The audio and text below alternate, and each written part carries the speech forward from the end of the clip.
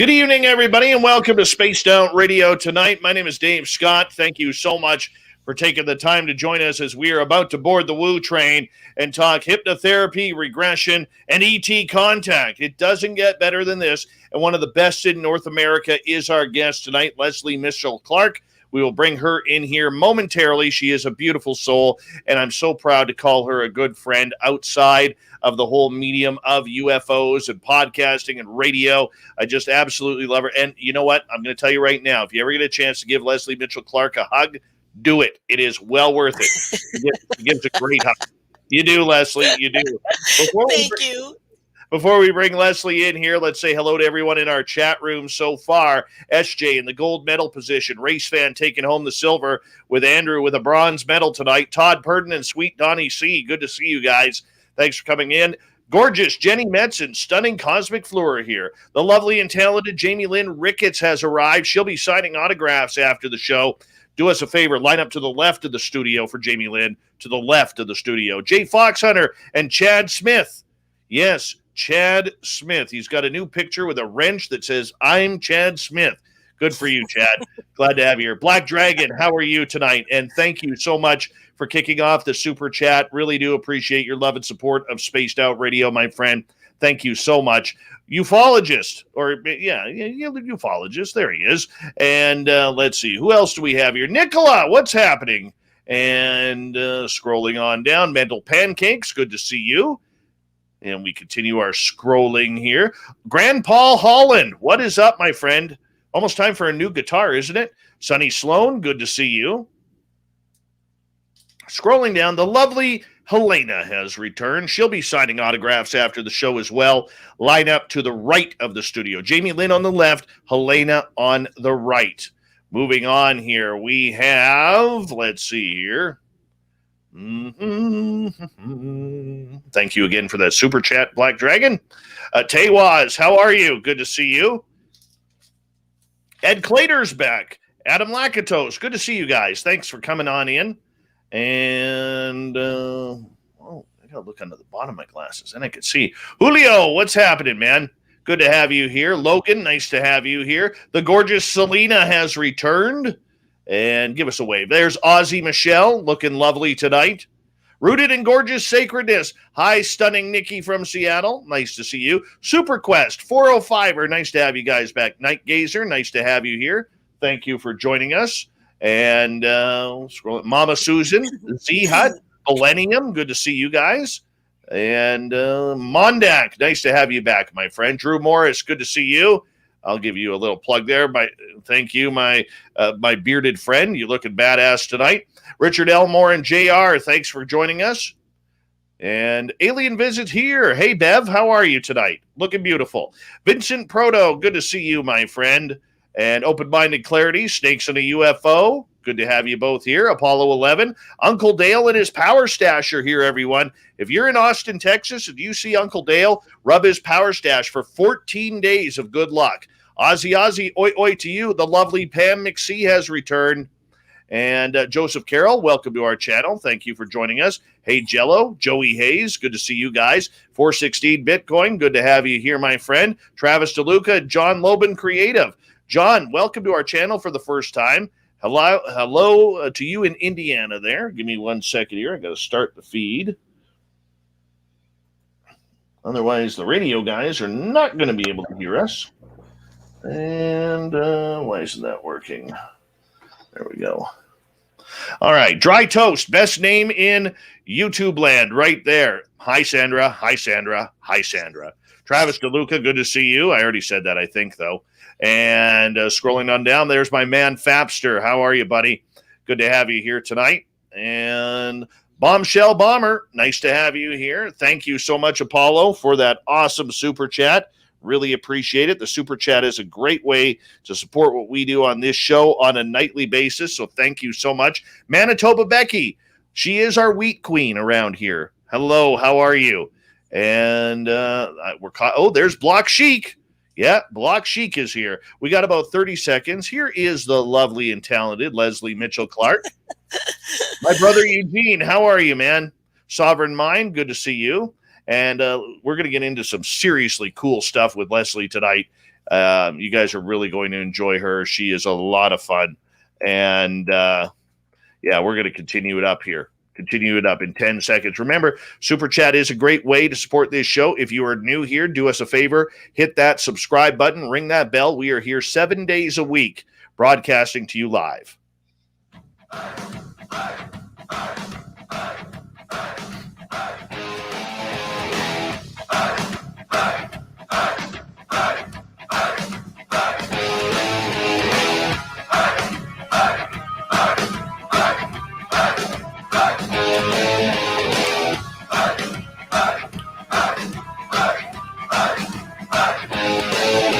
From the mountains of central British Columbia to you listening around the world, this, my friends, is Spaced Out Radio. I am your host, Dave Scott, sitting in the captain's chair of SOR headquarters. We welcome you to tonight's show on our terrestrial affiliates around North America and digitally on TalkStream Live, Revolution Radio, and KPNL. All of our archives are free for you by going to youtube.com/Spaced Out Radio. Do old Davey the favor, hit that subscribe button. You can follow us on Twitter at Spaced Out Radio and on Instagram at Spaced Out Radio Show. Our website is spacedoutradio.com, where we have a plethora of features for you, including rocking out to Bumblefoot and reading up on Captain Shirk's SOR Newswire. Tonight's show is brought to you by Chive Charities. Help make the world 10% happier by visiting Chive Charities today. You can find them on our website. Oh, do we have a great show for you tonight, as literally one of the top regression therapists in North America when it comes to aliens and ET contact is Lesley Mitchell-Clarke, based out of Toronto, Ontario. She is a Yankees fan, by the way, growing up in New York. So we are going to thank her for that and get rid of them damn Blue Jays and Red Sox. Don't like them. Anyways, she's a minority in Toronto being a Yankees fan. Let's just face it. But either way, she does incredible work with people who claim to have had extraterrestrial and ET contact. And she works with MUFON Canada. She works close with Kathleen Martin. Many big names go to Lesley Mitchell-Clarke when they need some answers for what people are going through. And tonight we're going to learn all about those experiences. Lesley, it's been a while since we've had you on Spaced Out Radio, but my friend, it is always a pleasure to talk to you. You are one of the kindest souls in this entire field. Thank you for being here. Oh, Dave, thank you so much. And it has been feels like an eon since I've seen you. And unfortunately, we are not at a bar having a taste, seeing each other in person with other like-minded, hobnobbing with other wizards. But I'll take it, man. It's great to see you. And I love your peeps that are listening to the show and participating. You always have people who come up with the most fascinating questions. So I'm hoping I'll get to take some questions tonight. Oh, we will in hour number 2. That is for sure. Yeah. For you, my friend, growing up in New York, now living in Toronto, and getting involved in the ET field, you have had just one of those incredible lives that needs to be about a 1,400-page book. You really have. I mean, you've dabbled around Hollywood. You know very. Your husband is a one of the world's top musicians, I believe, in jazz, and you have a lot of celebrity friends. You have a lot of people that you have talked to about this subject, not only in ufology, but around the world in different genres. I mean, for you, how did this get started?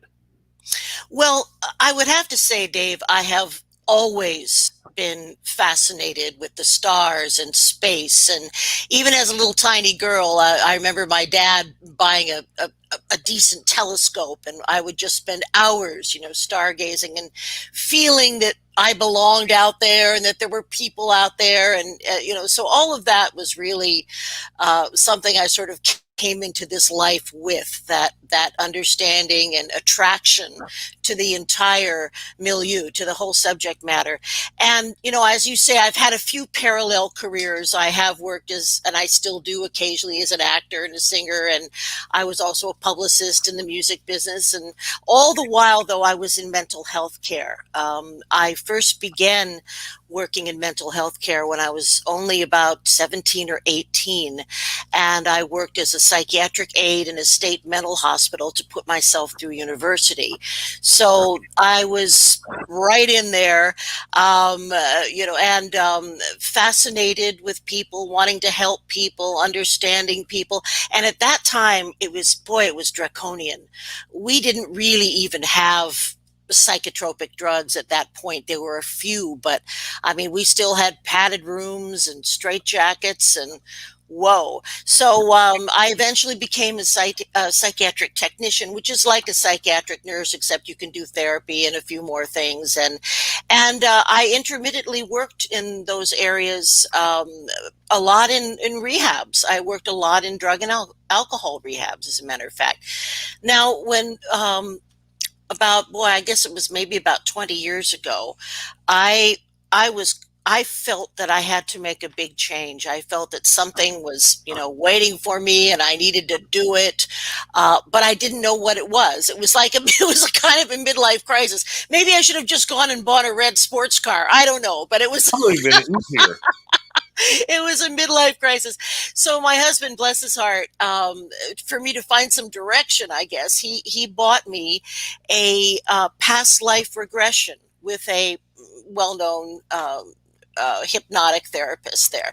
And, the experience, not only was it so eye-opening from the point of view of learning more about myself, but I just knew that I could do this work. I said, this is it. This is what I have been looking for. Now, it took a while to be able to, legally do regressions, but I did go right away back to school to get my basic hypnosis certification.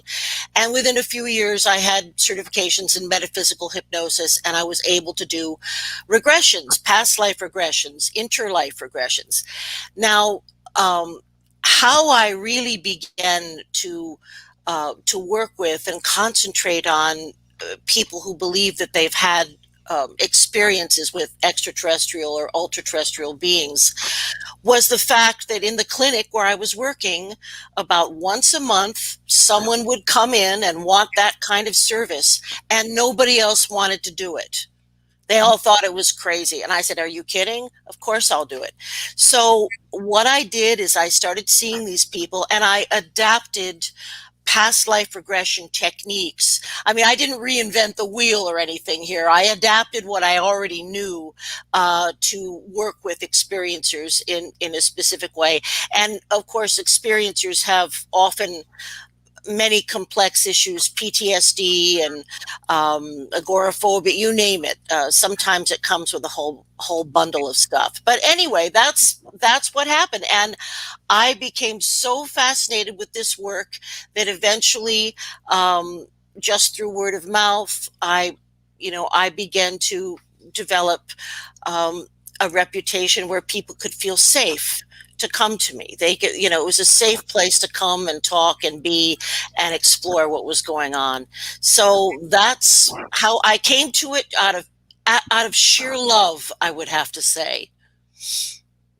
For you, the fascination with UFOs, how did that take off? Were you an experiencer yourself, or did the whole subject just kind of fascinate you to the point of say, look, these people are real. They're having something happen to them, much like J. Allen Hynek or Dr. John Mack. Was that kind of the way it happened? How did it go? Well, I had some of my own experiences, and I had never really discussed them before with anyone. I did discuss them in my, fairly recent book, but I'm gonna give you a Cliff's Notes. Oh, that's not what you say in Canada. Not Cliff's Notes. What are they called? Cole's Notes. Cole's Notes. I'm going to give you the Cole's Notes version. When I was about 16, I had finished high school ahead of time, and I had a job. I was working at a summer stock theater as an actress. And just a second, I was just looking at this note here. Okay. Anyway, so and while I was in the company there, I met a very interesting lady. Now, I believe she's probably still living, so I'm not going to use her real name, but let's call her Jenny, something like that. So this gal told me that she had another job besides being like a singer, like a country singer in Vegas. That's what she did. She said that she worked for the government and was involved directly in ET communication, because she was psychic and she worked with a bunch of other people. She would get in one of these plane wrap planes in a plane wrap airport, and, you know, they'd schlep her out to Dreamland or whatever, wherever base this was all happening. But it was definitely out there in the desert in Nevada. And she told me further that she said, well, one of the reasons that she was working in this summer theater, that she had decided that she wanted to quit this affiliation. She no longer wanted to do this work for the government. And they were not making it easier for her, not making it easy for her to leave. She was being harassed on a lot of levels. I know this sounds amazing, but also look at this was a long time ago. We're talking 1973, probably something like that. So at any rate, you know, we went through the summer. Now, every time that I went like into town with this gal and it was after dark, we were followed by craft. Now, whether these craft were reverse engineered military craft, whether they were, you know, actual ET craft, I cannot tell you. What I can tell you is they looked, when they were close enough to be seen, they looked very traditional in the sense of a Betty and Barney Hill kind of flying saucer situation with lights. But they usually kept a distance and just followed us. And one afternoon, I was hanging out at the snack bar, something I was very good at. And I happened to notice that there was this ridiculous, sort of an antiquated big black town car that drove into the theater campus area and pulled up out in front of my friend's little dorm where she slept. And I thought, boy, man, that is so weird. It was like a big Chrysler Imperial. It was one of those things, we just don't see them anymore. You could sail it across the Great Lakes. Yes, we in Spanish in LA we call them tuna boats. But anyway, that's that's what it was. And so now here's the part that gets a little, we're going to have to go down the rabbit hole, stick our toes in there as we go down the rabbit hole. But I'm going to call them beings, came out of the car. And this is in midday. And for some reason, I'm the only one out there seeing this in a whole theater company of like 300 people. Right? So I'm the only one there. Very strange. So these two beings get out, and they are wearing, again, anachronistic clothing. They look like gangsters from the 40s. They have fedoras on. It was Men in Black meets Broderick Crawford. They were in there. They were really retro. And one of the funny things about them is I noticed that they had their pants were very high, like high waters, and they were wearing shoes that almost looked like big orthopedic shoes. And now I wonder, were they weighted, the shoes? That was very strange. And the skin was very strange because they were very pale, and it didn't look like skin. It looked like plastic to me. It really did. Just didn't look like skin as you and I know it. So I watched them, and I was only about 15 feet away, so I could really see these guys, and they had to know I was seeing them. They went right into my friend's room, and after about 10 minutes, I became very concerned, and I was going to go bust in there. I don't know what I was going to do, wave my tuna sandwich at them. I was 16, no impulse control, no frontal lobe, but just as I was about to bust in there, they came out and got in their huge tuna boat, and away they went. And when I saw her later, I basically said, WTF. And again, she said that she called them government operatives, and that they were still trying to convince her and offer her and threaten her, I think there was threatening. I think she actually had to disappear because I have tried to find her over the years and have been completely unsuccessful. I cannot find this person. And so I do have concerns about what eventually happened with her. But at age 16, you can imagine my little puny brain was blown. And there was another episode too, but I'm gonna save that maybe for later if we get to that. There's something else. Absolutely. Lesley Mitchell-Clarke is our guest tonight on Spaced Out Radio. Lesley, for you, why the importance of doing what you do as a regression therapist dealing with ET contact? Because I have a great feeling of empathy for people who are experiencers. They often doubt themselves. They often feel that they're ill, that there's something wrong with them. As I said early on, they often come with a package of neuroses, often insomnia because they're afraid to go to sleep because of what happens when they go to sleep. Agoraphobia. Some of them don't want to leave the house, and that's gotten even worse with COVID. A lot of my clients and peeps, I can't get them out of the house. But at any rate, I have great empathy for what these people have experienced, and I also believe that disclosure, as we think of it as a concept, is not ever going to come through the world's governments, because I believe that the evolved ETs see so much corruption and derision there that they have decided to do this, to create disclosure almost, one person at a time. It's a grassroots movement. And the people that I work with are not only maybe recovering from experiences, but they're also in real time communicating with beings. And so I am hearing incredibly fascinating stories, but at the same time, through the process of regression, the therapeutic process of regression, we're able to relieve fears and stresses and trauma so that these dear people who are so important to us now can have fulfilling lives in the linear time, third density Earth in which we are supposed to work here. So it's very fulfilling to help people in that way, to see them release trauma and take their lives back.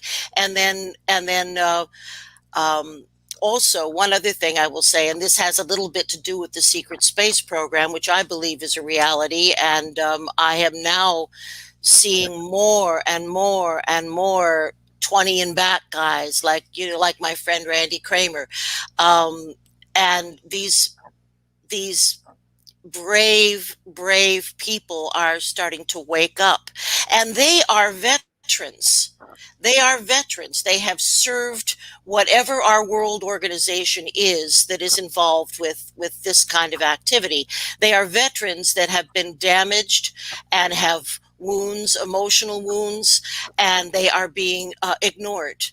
So, I have I'm waving some kind of flag. I don't know what. I have a big feeling about veterans and servicemen and people who were brave and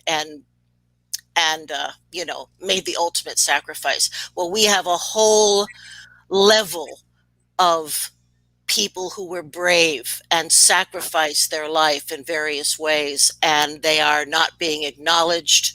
And I'm here in part to do that, to talk about them.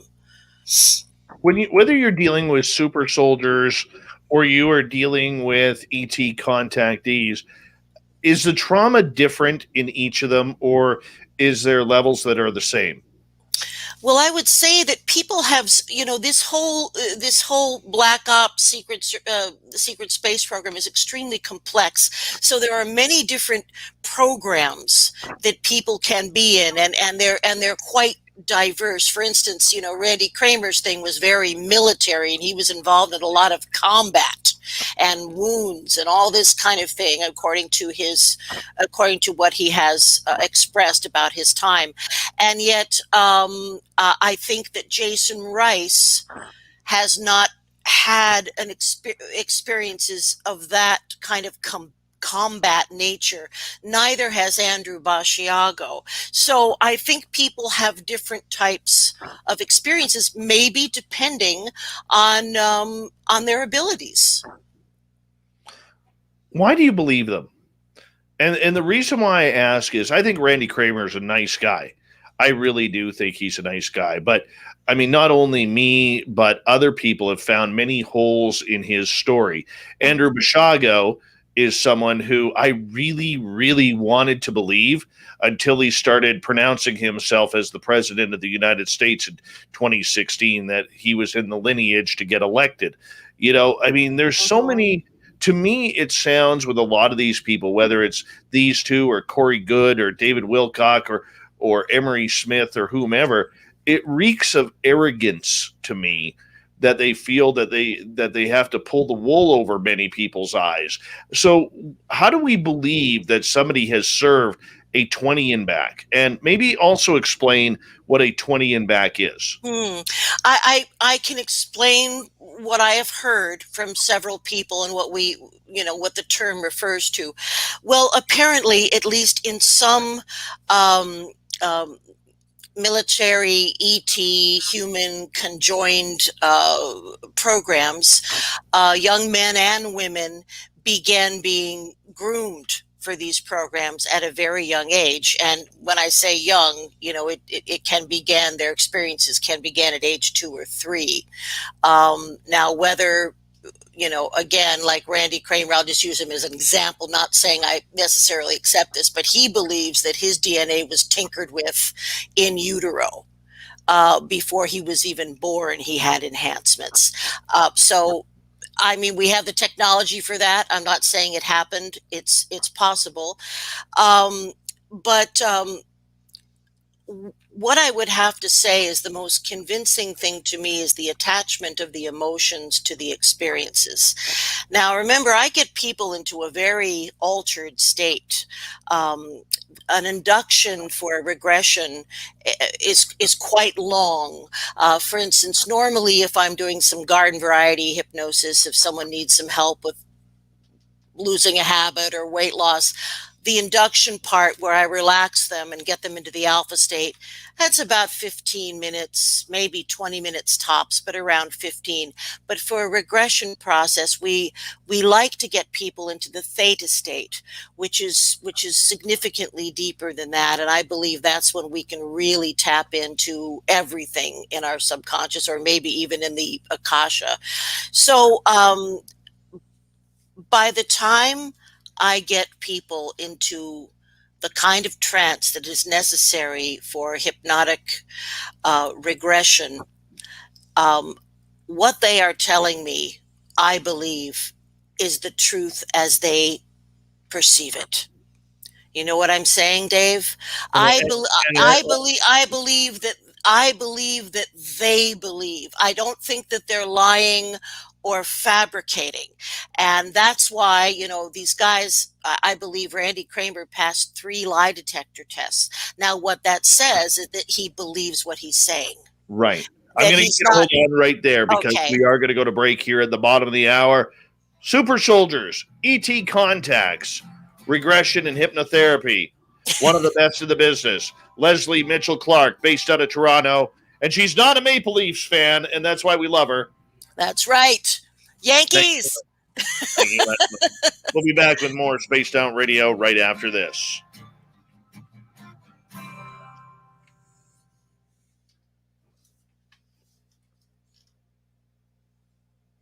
All right, so just so you know, our YouTube audience can hear us.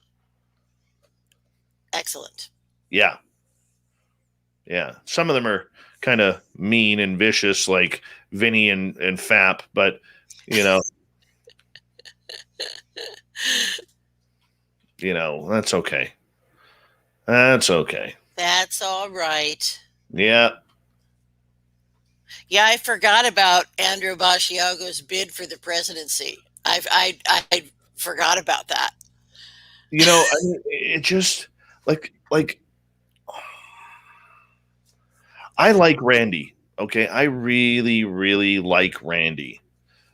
And when I talked with him in Toronto at ACE, and I just was listening to what he was saying, and I was just like, there's no way. There's just no way, you know? Well, that's what my husband thinks too. I guess, Dave, I keep a really open mind. And I think that it's once I get people into that deep a trance, it's very difficult for them to fabricate things. But which doesn't mean that I believe everything they say is true. I believe they believe it. So Right. I'm skeptical too, Dave. I don't No, automatically, I know that of you. yeah. But I guess in my opinion, if I could just give my opinion here, does that, if they are believing it, doesn't that show some sort of psychological imbalance? Well, in the rest of their lives, you see, they're not manifesting any type of mental illness. See, you've got sane people who Right. are possibly having some kind of delusions, Right. or possibly having some types of experiences that are even maybe interdimensional. So it's a conundrum. But now we do know that there haven't been enough, but there have been experiments where regressionists have worked with individuals and they've had their brains wired up, to see what's firing. I have a lady who, I'm going to keep her name quiet, but I'm going to drop your name to her. Okay. Okay, because she has been told some things recently that she may be 20 and back. Okay. All right. So I'll just I will just keep that there for now. Yeah. Wait one sec. And Dave, yeah, go ahead. Go ahead, Les. Oh, I was just going to say, Dave, and sometimes people come to me thinking that they have had abduction experience, and when we get in there, that's not what it is at all. The one thing I regret about when we met in Toronto is we had talked about you regressing me, and we never got that opportunity. We'll have to wait again. Well, we will. We will. And it can be done on Zoom, although, it's preferential to do a regression process in person if you possibly can. I want to say hello to a few of our fans who've just arrived. Gorgeous Shiny Ray, how are you? Good to see you. And Adrian Bellezzo, welcome back. And Mr. Cowley, welcome back to the show. Oh, Mr. Cowley loves his spaced out radio. Horns up for you, buddy. The lovely and talented Tracy Benna has returned. There she is, everyone. Give us a wave, Tracy. Give us a wave. And anybody else? And I think we're up. Excalibur, thank you. And yeah, I like saying hello to the people coming in. It's fun. Yeah. It's fun. Good peeps. Mm-hmm. Let's see here. Ida Montalvo. Yeah, Ida Montalvo, love from Arizona. Hello and welcome to our chat room for the first time. Thank you for joining us. Really appreciate it. The gorgeous Lynn Sows. How you doing? Yeah, just don't regress Dave. I actually had. I would do that. I totally would do that on the show here. I totally would. Where's my pendulum? I should have a pendulum. Right. I have been hypnotized on this show. Lesley, hold on a couple of seconds here. Okie dokie.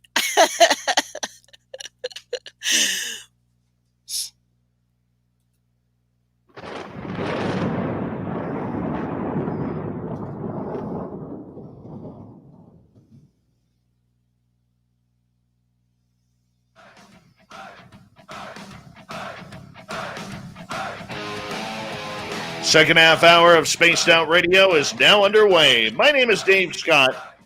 Thank you so much for tuning us in. We appreciate earning your listening ears. Want to remind you that if you missed portions of this show or others, check out our free archives by going to youtube.com/Spaced Out Radio. Do me the favor, hit that subscribe button. Our website is spacedoutradio.com, where we have a plethora of features for you, including rocking out to Bumblefoot and reading up on Captain Shirk's SOR Newswire. Follow us on Twitter at Spaced Out Radio and on Instagram, Spaced Out Radio Show. We continue on tonight talking super soldiers, ET contactees, ET abductees. Regression therapist Lesley Mitchell-Clarke is with us. She is also a part of MUFON as well. Lesley, welcome back. Thank you, Dave. I'm so happy to be here and happy to be talking to all your wonderful peeps out there in Media Land. Excellent. We are so glad to have you here as well. And Lesley, one of the comments that I want to make about ET contactees is, you know, when you're a contactee or an abductee and you've had those experiences, it's easy to pick out people who have. You can just tell they give off a certain type of energy. Do you know just by looking at someone now after all these years on whether or not they're a contactee or not? Well, I certainly get a feeling if they're vibrating at a higher level. And I think that's kind of what you're talking about. I think once you've had these experiences and once you've engaged with beings that are vibrationally oscillating a little bit higher than we are, then it's something that becomes a part of you. And I also think, this question always comes up. What are the ETs looking for? Why is this even happening? Why are certain people selected? Well, first of all, remember that we do have many, many, many different varieties of species that we engage with in a diplomatic way. In fact, right. our late, what a sweet man. And you got to meet him too. Our late Paul Hellyer. Oh boy, what a wonderful, brilliant man. I mean, he said several times, and this was years ago, that he had knowledge that the Canadian government had diplomatic relations with at least like 83 species. And most of these beings have absolutely nothing to do with what you would call the abduction phenomena.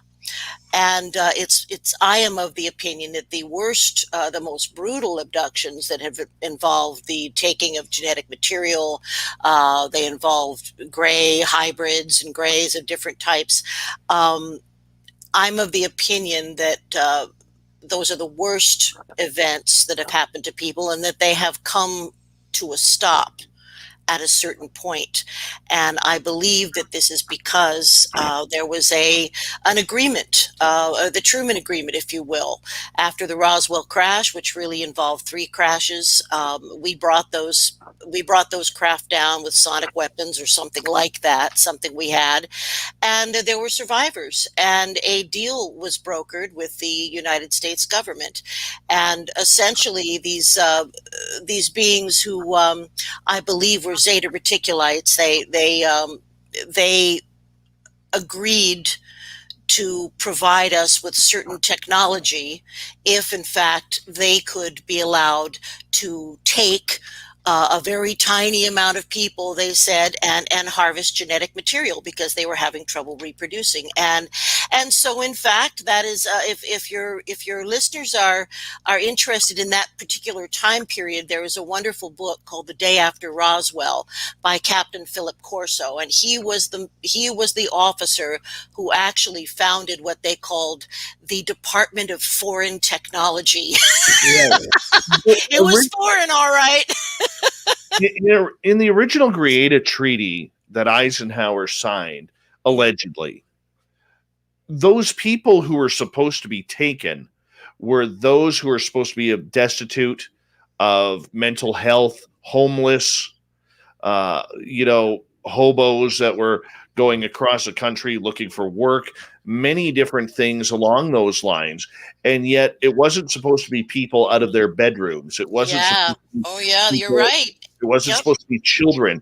At least this is what we're supposed to believe. So what happened?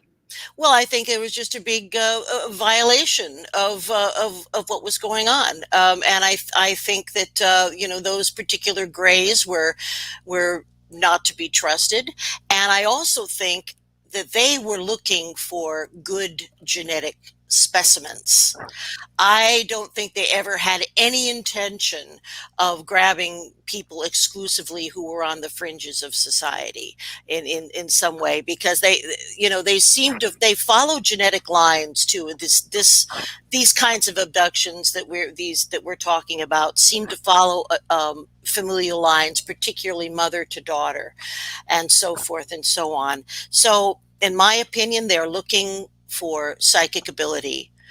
They're looking for people that they can maybe even communicate with. I mean, Dave, imagine you were, an anthropologist down there, in the Congo studying chimpanzees, and two of the chimpanzees out of the whole group were able to articulate words. Wouldn't you want to engage with them more heavily? I think they simply are looking for those of us, I'm not including myself, but those of us as humanoids who have the abilities that they need and that they wanted in their genetic mix. I get that. I mean, why would you take someone that's already broken down in their DNA, whether it's through drugs or alcohol, exactly, when you can have a healthy species? Yeah, exactly. And I don't think they had any restrictions. I think we would like to think I think we would like to think that there were restrictions put in place, but they took children. They were really.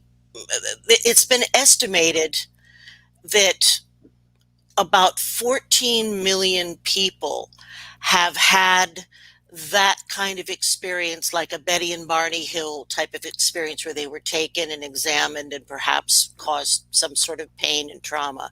And that, that's New York City. That's a huge amount of people. And so that's kind of what the numbers are reflecting by the reports that come in to the various organizations. It's far more massive than we ever thought.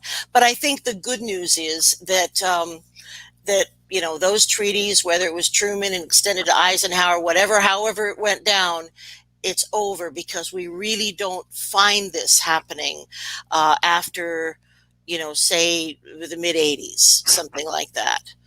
I'm not sure exactly when it was over, and so most of the time, and I really want to stress this in case there are people feeling fearful or anxious about these presences, most of the time, upwards of 90%, the people that I work with the exclusion of the super soldiers, the people that I work with, the experiencers I work with, are having very, very positive, illuminating experiences. Right. And I can understand that, and I can appreciate that. But what about family lineage? Because there are families out there who say, this has been happening. It happened to my mother, my grandmother, my great-grandmother, and my great-great-grandmother. So wouldn't that go against everything that the Greada Treaty was allegedly brought forward? Yeah. I think they just thought that we were so stupid that they would just get away with it. And who's going to stop them once they were into it? That, and they can open portals, and they can move us through, they can alter our vibration so that they can move us through walls that are seemingly hard physical objects. I mean, the only way to probably, but I do know also that this time period resulted in collaborations, also military and scientific collaborations between the Zeta Reticulates and what we would now have to call, the Black Ops. Right. Where is all this happening? Because if we look at today's ufology, Lesley, we hear that the government, and trust me, I know this. I know it's going to sound like an ignorant question. We know the government is lying about UFOs. Yes. We know that. Anybody who thinks that this is the first they're hearing of this since the 2004 Nimitz incident really needs a good shaking. Mm-hmm. Okay.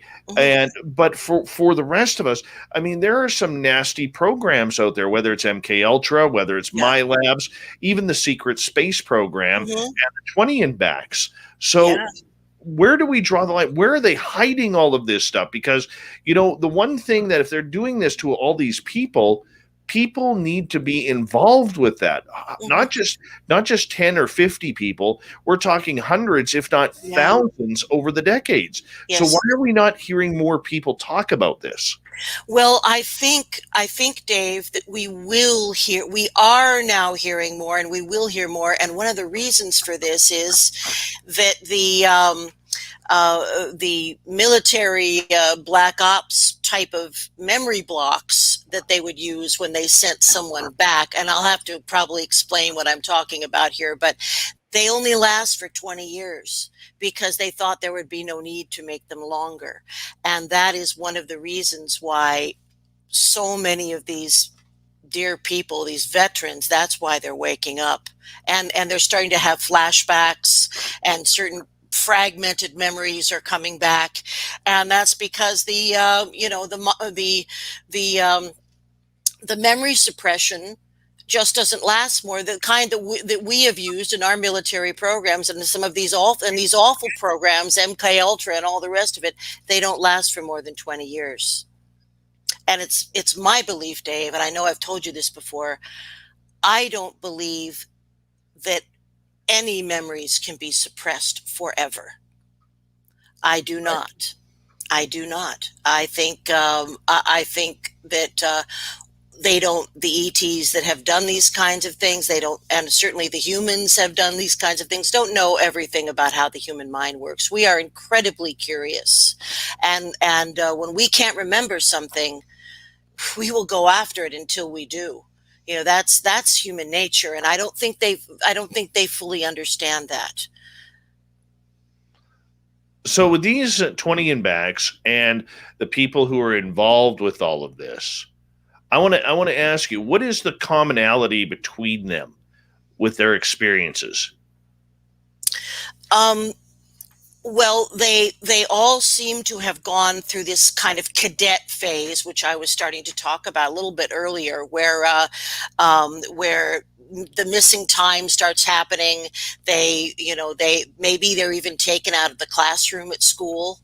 So this training starts beginning in real earnest, at like age 12 for whatever it is they're going to do. And now again, the training is diverse. Sometimes it's very physical, and sometimes they have, they will take these kids and have them learning how to really, move things with their minds, in a sense. They're doing all kinds of things to stimulate the PSI abilities, because apparently the kind of craft that has been reverse engineered that they use is responsive to thought.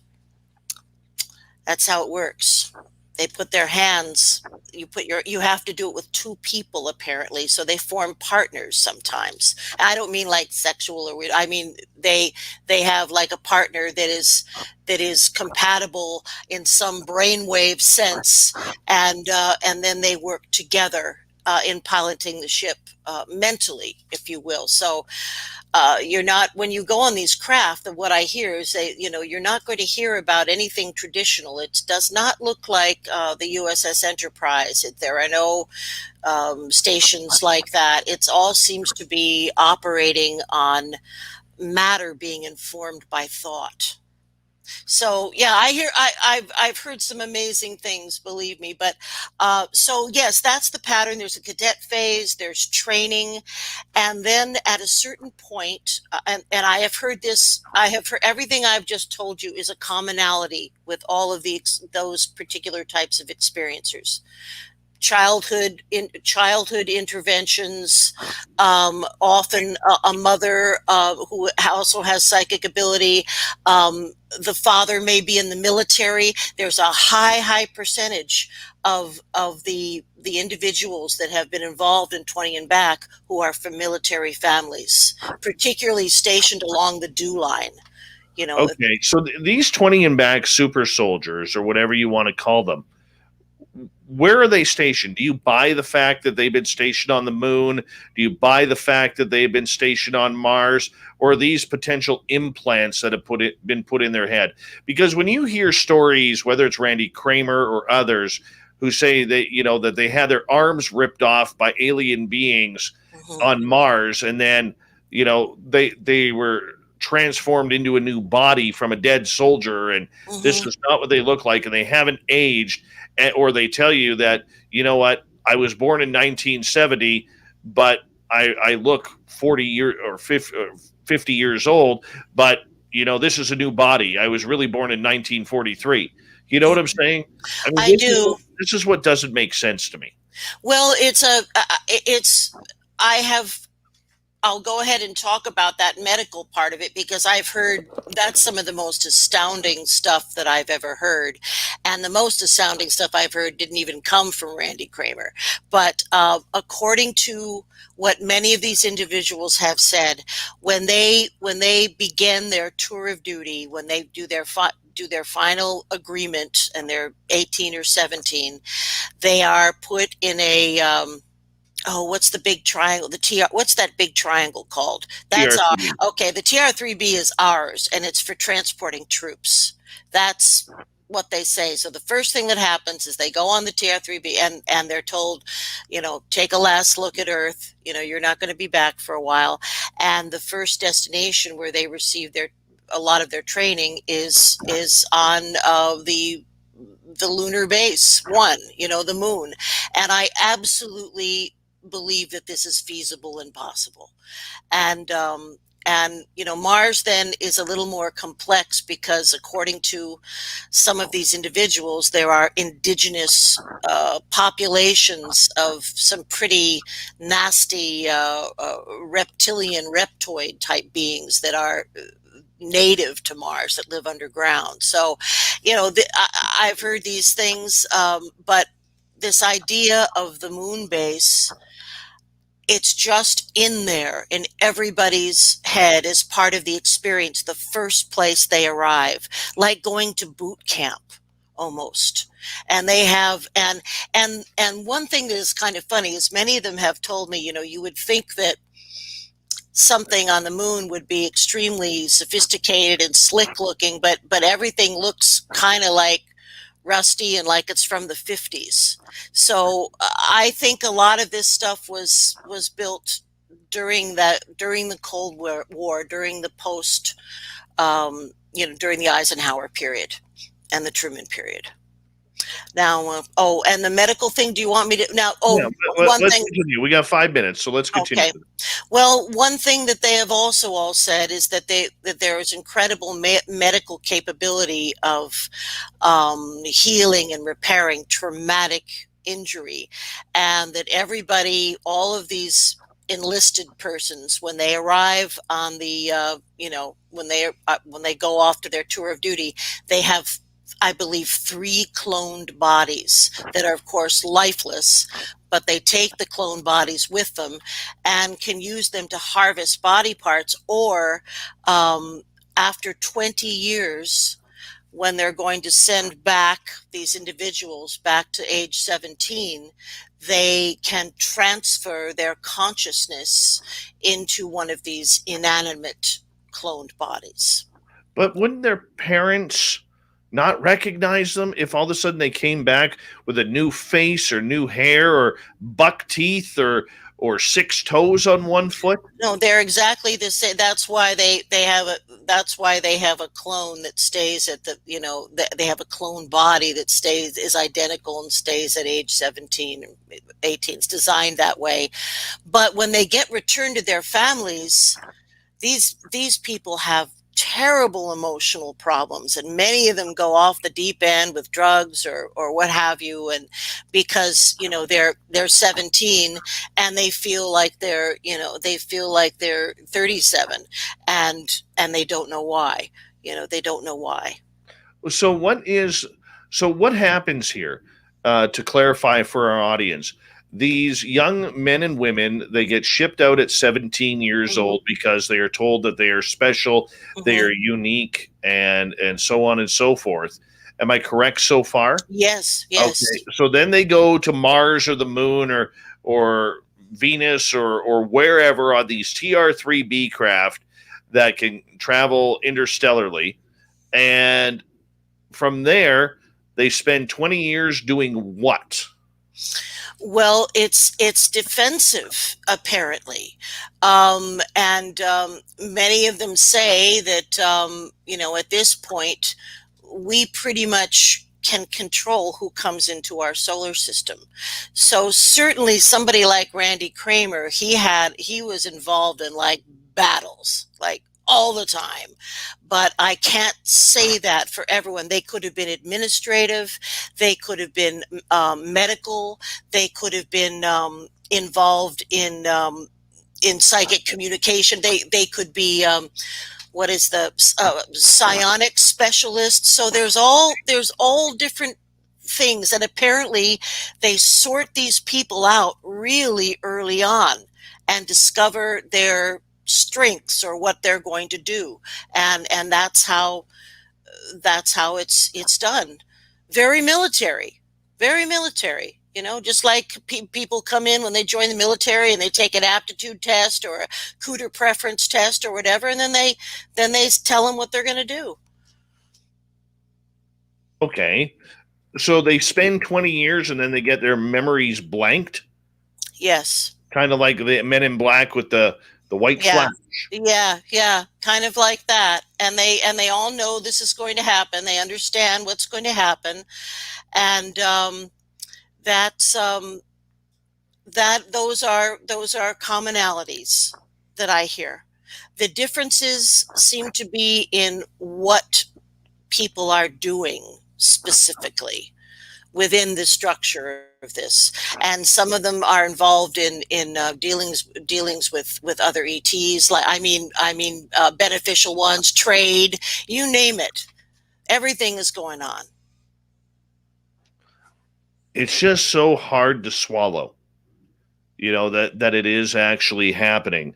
And you know what? I know that it's nothing new that you haven't heard or whatever, yes. But I mean, it's just difficult to sit there and think that this is truly happening and not just the vivid imagination of a child mind that hasn't grown up, fully to understand and comprehend. Like, I hate being critical of it because I love the subject, but I mean, to think, I don't know. Well, Dave, like we were saying on the break, I'm skeptical too. And, I go through the process. I make sure, because I know when somebody's in a deep trance. We know what to look for with regards to respiration and a lot of this other stuff. So when people are talking to me, and sometimes it's deeply emotional, they're remembering traumas, but also I want to assure your audience that recovering memories, whether it's past life regression or any other kind of regression, you do not have to relive any trauma, because the hypnotherapist that's following good, healthy practice, the moment you become anxious or worried, that will pull you out and make you an observer. And you can still process the trauma, but you don't relive it. We don't do that. All right. Lesley Mitchell-Clarke is here. Hypnotherapist, regression therapist based out of Toronto, Ontario. Works with MUFON Canada. And when we come back, we're going to get into more 20 and back, more ET contact, more UFOs, more aliens, more, because that's what we do around here on Spaced Out Radio. Hour 2 with Lesley Mitchell-Clarke is next.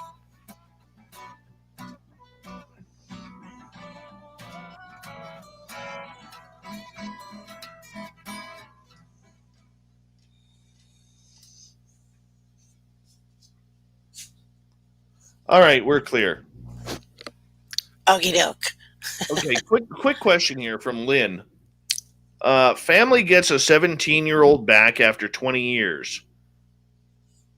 Are those people, those 20 and backs, flown back in time? Yes, we've been able to manipulate time in that way for quite a while, since the Montauk chair. So yes, it is a time dilation. That's what it is. Yes, they actually are moved through some type of vortices, some type of time dilation.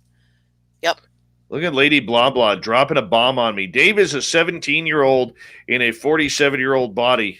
If my 17-year-old self saw my 47-year-old body, he'd kick my ass. He would kick my ass. I'll tell you that right now.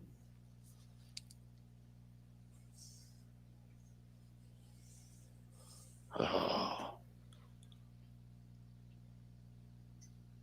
So how long were you in Vancouver for? I was just there for about a week, man. It was boy, it was expensive. You know, they have with COVID, like because everybody was so broke, what they've done in Vancouver now is the hotel prices are tripled and the rental car prices are tripled. Really? So much for the milk of human kindness, right? It's Right. like the shiv of materialism going on there. You know, I used to love Vancouver, but I don't feel the same way about it anymore. I hate Vancouver. I cannot stand Vancouver. You know, outside of Granville Street, Yeah. people always say how beautiful Vancouver is. It's because you haven't talked to the people. Yeah. They're arrogant. They are pompous. They think their shit doesn't stink. So arrogant city. It really is, and I hate to talk ill of Vancouver, but it really, I don't enjoy it. Yeah, I don't enjoy it really anymore. Though I enjoy the White Spot as much as I can, and I do enjoy Granville Island, but really that's about it for me. The Salmon House, sorry. There's a lot of good stuff in, like, Vancouver has a lot of good stuff, but I mean, like, if you're in that downtown core, it's just arrogant. Oh, it's horrible. It's horrible. Oh yeah, you got a bunch of people, a bunch of men running around in skinny jeans who've never changed a tire before because they've always had daddy's BCAA card. You know, it's ridiculous. Yeah, it's a combination of entitlement and desperation. Hugely. And with Vancouver, I mean, it's literally a credit card city where, you know, you get a bunch of kids running around on daddy's credit card, you know, who think their shit doesn't stink. I don't have much nice to say.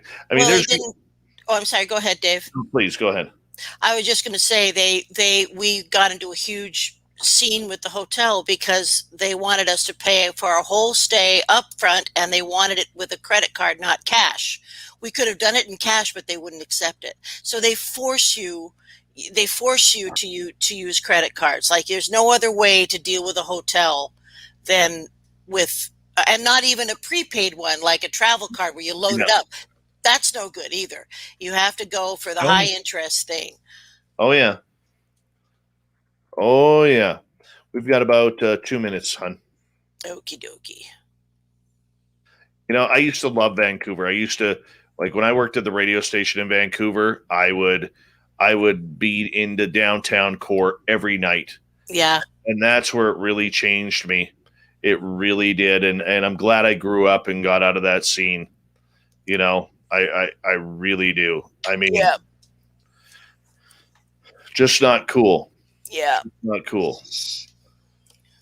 You know, I've been to other big cities. They don't treat people that way. Yeah.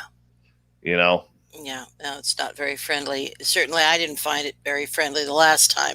I found, you know, as much as I bash Toronto, I found Toronto to be 10 times nicer. I think so. I think so. I do. Than Vancouver.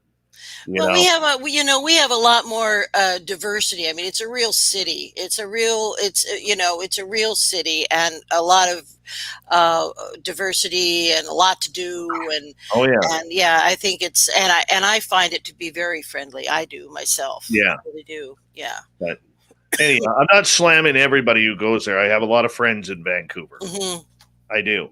I want to give a quick shout out to Christopher, to Apollo, to Black Dragon ×2, VPXM, and to Science Bob for the amazing super chats tonight. It is a great way to support this show and what we do on a nightly basis. So thank you so much. If you're brand new here, don't forget to hit that subscribe button and ring that bell, because we want to make sure that you know that we are here 7 days a week at 9 p.m. Pacific, midnight Eastern time. I'm here Monday through Friday. Lynn Wallington is here on the weekends, and she does an incredible job with her show, Spaced Out Weekends, as well. So you know what? Stick with us. And you know what? We bring the woo every night. That's our job, and we do it well. Hi, Evan Chully. How are you, buddy? Good to see you. Thank you for coming back. And anybody else who I've missed, glad you're here. And we're going to get going here in 5 seconds. So get your horns up. Get ready, because here we go.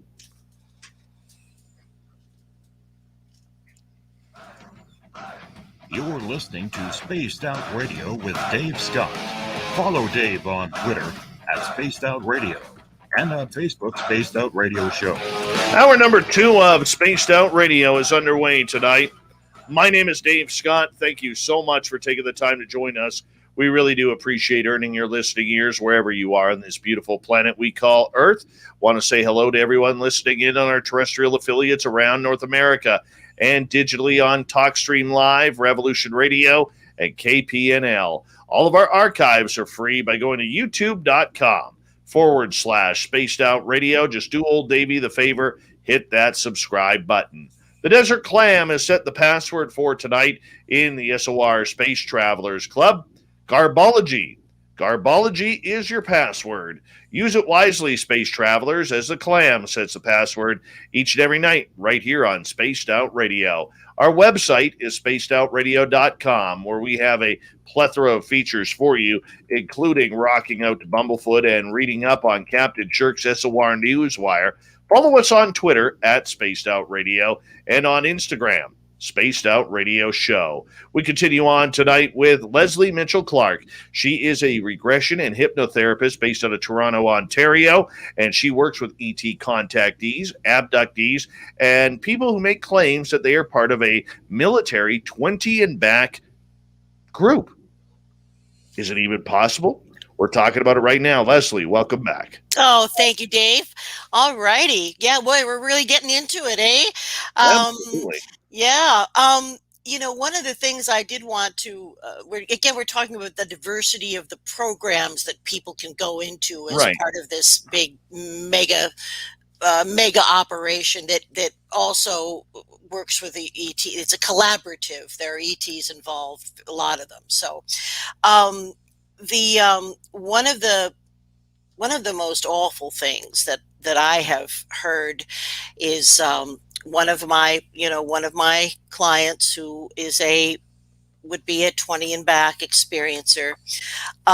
He described to me a horrible process that involved, some type of technology of some sort, and the purpose of the process was actually to cause so much trauma or pain that it fractured his personality.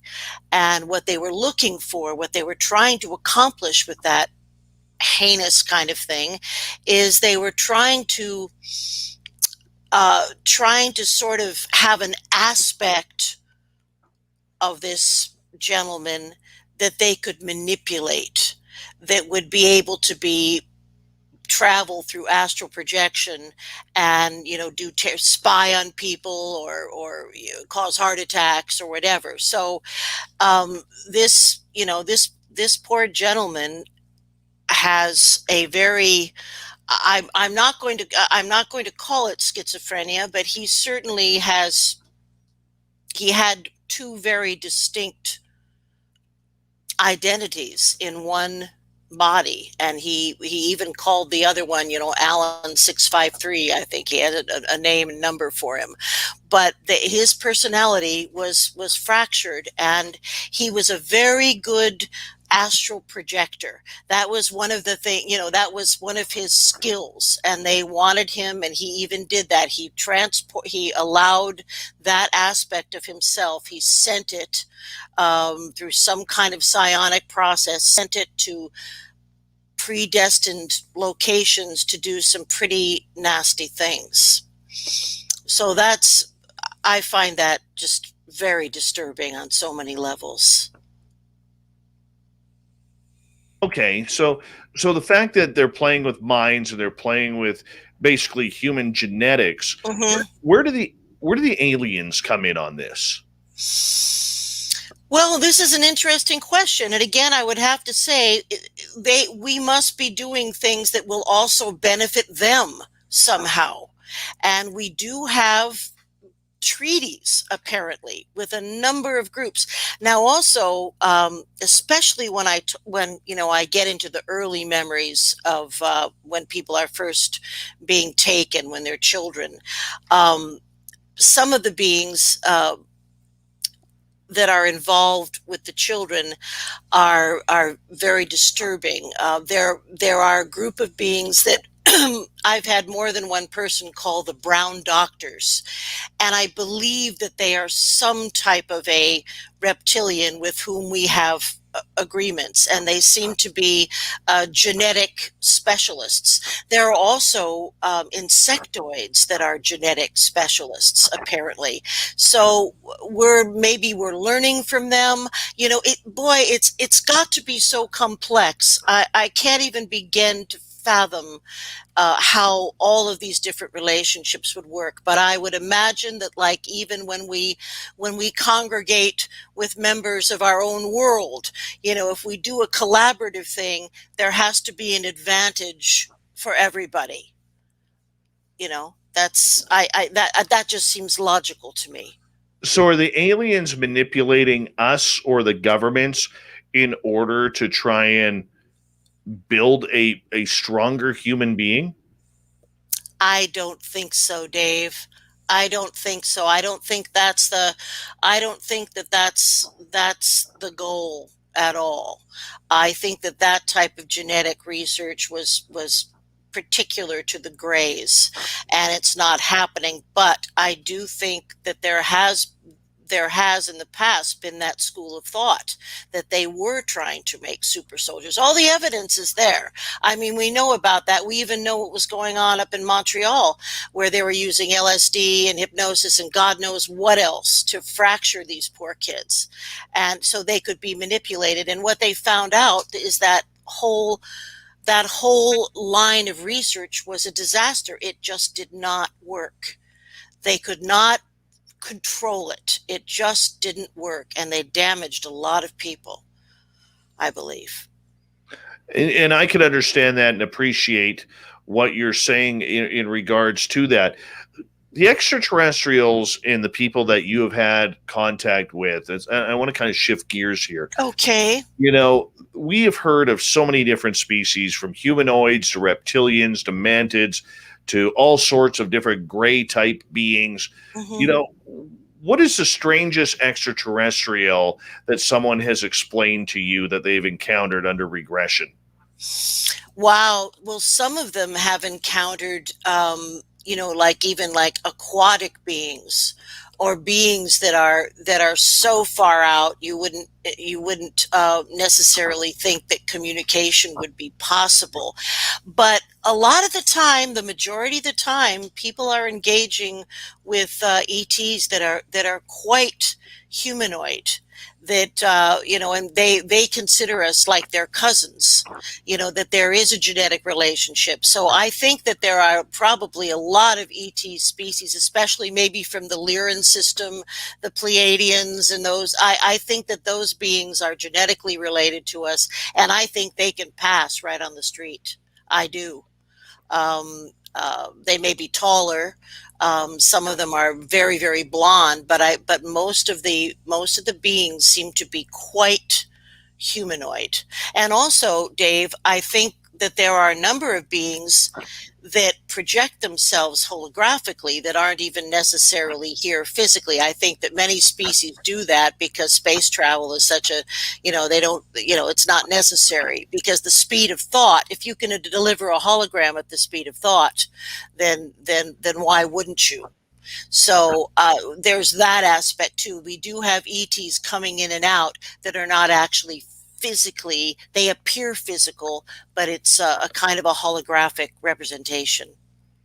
Okay, so with the experimentation that these aliens are doing on people, what the hell is with anal probing? What are we getting out of there? Because I don't know. I've never had anybody who talked about it. Really? Yeah, I haven't. Not that. Out of the hundreds of people, nobody's ever got Whitleyed. Not in our work together. I have never actually heard of that particular thing occurring. Now, there's a lot of crazy stuff that has gone on. And again, I think this genetic thing is, I think we're past that. I think we're now working with ETs to heal the earth and to raise our vibration. I don't think that those negative things that you're describing, that we've talked about, are really occurring at this time. I don't think there is that kind of genetic research going on. And many of the people that are engaging with contactees, and I mean not even people in the secret space program. I mean just your contactees who have been also taken because they're special, but they've been taken by benevolent people that they're working with. It's a different thing. Okay, so what about hybridization program then? I think there are hybridization programs. I think a lot of the species have them. And in fact, I will tell you that I have heard many times from experiencers that they have been shown their children, and they have the children have come out and they look maybe human but not quite. And I have had like grown men like sobbing in my hypno chair because they had to release their children. It was so emotional for them. They felt an attachment. Okay, so do you think then the anal probing has something to do with trying to secrete the sperm out of men? Well, what I've heard about when they're trying to get genetic material from men is they usually use some type of screen memory, that maybe even takes the form of a woman that they know will be attractive. And then there's also something mechanical involved. So it turns out that, that a man is having a kind of a, projection of a fantasy, and they are taking the sperm with some type of device. Right. But I mean, in order to do that, you would have to manipulate the prostate in order to be able to get to the. They get them to ejaculate. They get them to ejaculate once they're in once the device is being used, is what I have been told. So no, there are no anal probes. Don't worry about the prostate. They have it all figured out. And it's nothing that awful. It's just that they do have to instigate the erection and all of that by using some type of technology. All right. So if we know the aliens are trying to hybridize ourselves and our DNA, where do you think this is coming from? There's so many theories out there, but for your own personal theory, what do you think is happening? Well, I think a lot of the species that we engage with have been visiting Earth for millennia and have been tinkering with DNA for millennia. I think it seems like they sort of have a sense of entitlement, that it's something they're allowed to do because maybe they were involved in ground zero of the creation of Homo sapiens sapiens. So I think that we do have genetic connections with many of these species, and it's no accident. You know, there's the five fingers of man, right? I mean, we have Asian people, we have diverse racial diversity, which really speaks to the idea that there have been multiple exposures to extraterrestrials over the millennia. So do you believe then, from the people whom you've regressed, that a lot of the people are having positive type of contact? Yes, they seem to be working together. So one thing I'll explain, it's kind of, excuse me, it's kind of interesting, but what seems to happen at around midlife, and I'm not, again, we're just going to push aside the whole super soldier thing for a minute, just put that aside. So experiencers, usually in midlife, they stop being taken in the sense that their physical bodies are removed to go anywhere. And what seems to happen is it becomes much more like what you would call astral projection, or bilocation, you might call it. And so all anybody would see when this was going on is just someone who appeared to be in deep sleep, because the mechanical functions of the body are going. They're being run by the subconscious mind. But what seems to happen is in this etheric state, our experiencers know just where to go, and they go aboard craft and they go to other places, and they are working on projects of different sorts with various ETs in a diplomatic, constructive way. So do you think the ETs are trying to advance us? Because here's the thing. When you see ETs take normal, let me rephrase. On Earth here, we always tend to put people on a pedestal. Whether it's politicians, billionaires, athletes, movie stars, musicians, scientists, whomever it may be. We always want to put someone on a pedestal above us.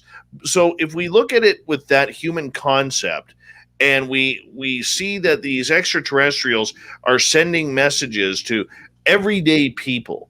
You don't see a lot of doctors coming out saying that, they've had ET contact. You don't. Well, they may come to you. Yeah. They may file a report with MUFON, but they're not coming on a radio show like this, No. For the sake of their practice or whatever. Yeah. Okay. Lawyers, same way. Mhm. Even supermarket cashiers or whatever. We don't see a lot of that happening with people. So my question is, why if the aliens are here, why are they not going and taking and making more public the influential people that can actually bring this subject closer to light? Well, I think this is all in process. And that there will be disclosure, and within our lifetime, sooner than we think. It's in process now. It's just not going to happen through the governments, because they've already screwed things up so badly in that department. They've refused help, environmental help. They've refused help because they're afraid of destroying the sensitive economy by taking away, fossil fuels and other stupid stuff that we shouldn't even be using at this time in history. So, and the messages that people are getting are, it's the same message that Betty and Barney Hill got. You have to care for your planet. And maybe, Dave, maybe there is a kind of a Gene Roddenberry-like federation of planets, benevolent, and maybe they do have a kind of a prime directive. Maybe instead of warp power, maybe their prime directive is we can't make open contact until you have nuclear power. I don't know what that policy is, but I think that they're trying very hard to be patient and to get us to do things on our own. We have to clean up our own backyard, man. We don't need any help from ETs to be hideous to each other. Are we fit to be a member of some wonderful society? Not right now. I don't think there are maybe half the population might be, but we have some extremely severe problems of cruelty and poverty and illness and things that we could fix if we would just put our attention to those issues and come together and fix them. But, we can't even get along. We can't even get along with our own people on the planet. Okay. And I understand that. And I appreciate that. We got about 4 minutes to go before we have to go to break at the bottom of the hour. Lesley Mitchell-Clarke is our guest. But if the message is the same over the past 60 years that we have had people coming out, it's about the planet. It's about, protection of our species. It's about eating right, being healthier, being more spiritually advanced, all this type of Buddhism type of talk. All right. And I get that. But to me, if I look at the bigger picture, that seems like a real lazy person's answer. It's kind of like when you see a psychic fishing for answers where, well, what color was the sky? Was it sunny out? Yes. Well, the sky was blue then. It's kind of like fishing for answers, in my opinion. Well, all I can tell you is what I hear, Dave. And I know that there have been attempts, as you remember, like Valiant Thor, there have been attempts by, Right. Pleiadians and other Lyrans who look just like us to communicate with the government and offer straight ahead help. But it's fear of financial disaster. It's greed.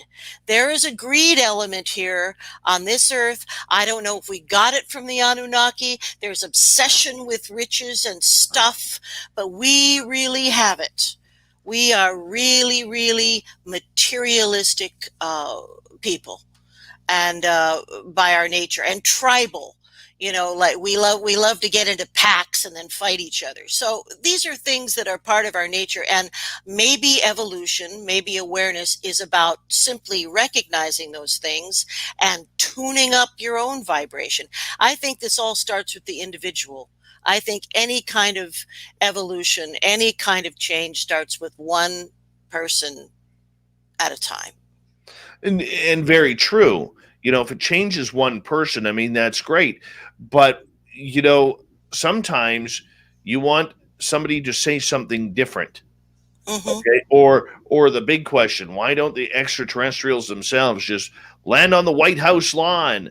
It'd be so easy. It would get this whole thing over with. And then we could move on with the free energy, the clean water, the health and welfare of people. This BS crap of children developing cancer could end.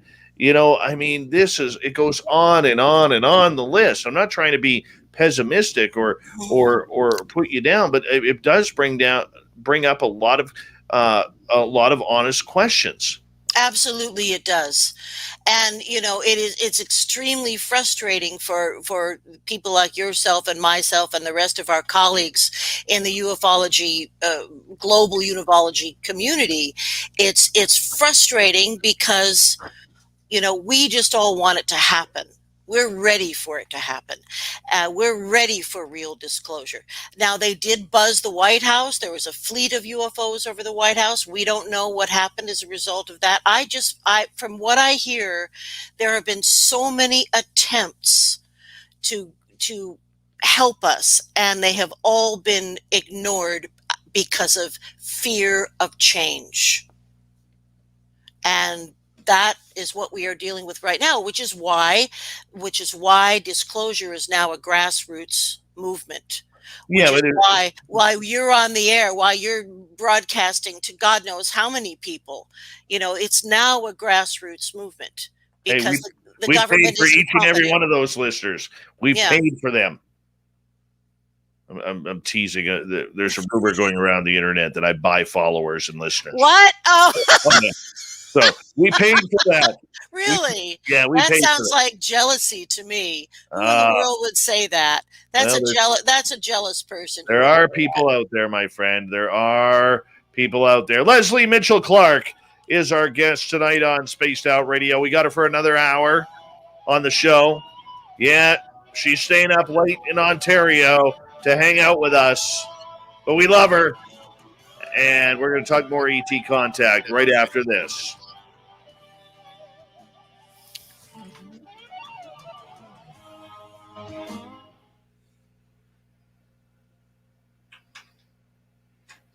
All right, we're clear. Okie doke. Hi, Ed Parnell. Let's see here. Who else has arrived here? That's pretty good. Pretty good. Mm-hmm. I love my audience. They are so snarky. They're awesome.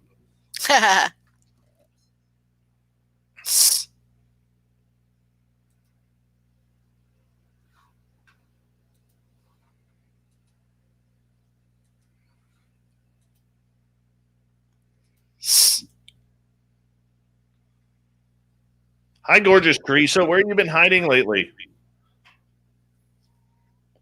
You're welcome, Uncle Dale. One of these days, I'm going to break into Uncle Dale's computer and change his YouTube name to Uncle Dale's Power Stash.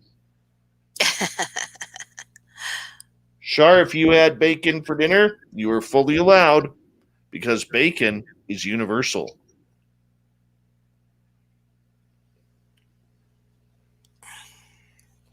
I will not eat breakfast biscuits. It's not breakfast time yet. Doug is upstairs sleeping, so he doesn't need to go outside.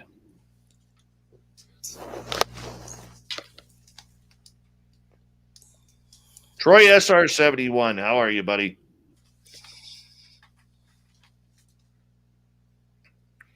The gorgeous and talented Adventures with Beth has arrived. No, not all the Chad Smiths are here yet. We are waiting for them to arrive.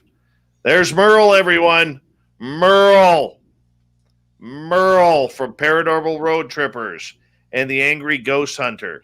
You know what's amazing about Merle tonight? He actually made eye contact with the camera. We're proud of the young man for that.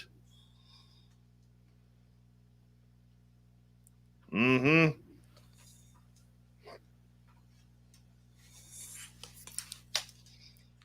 Oob to Joe's Maine. You've got Chad Smiths running around.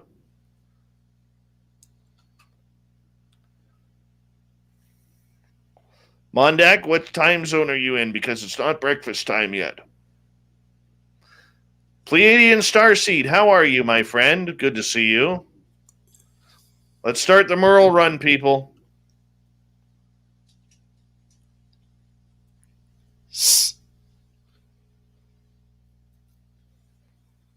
Helena is Chad Smith. Mondak is Chad Smith. I will, Jenny, once the new store is up.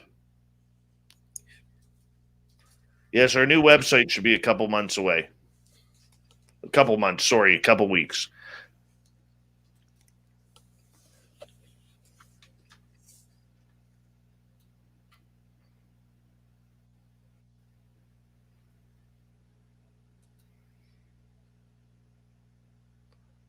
No, Dave does not partake in the devil's lettuce.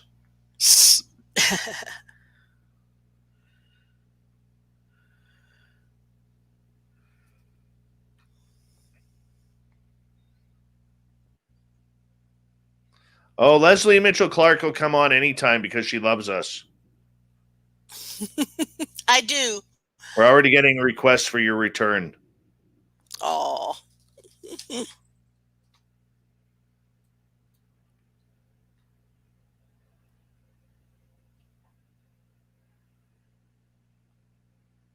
Azrazel, how you doing, buddy?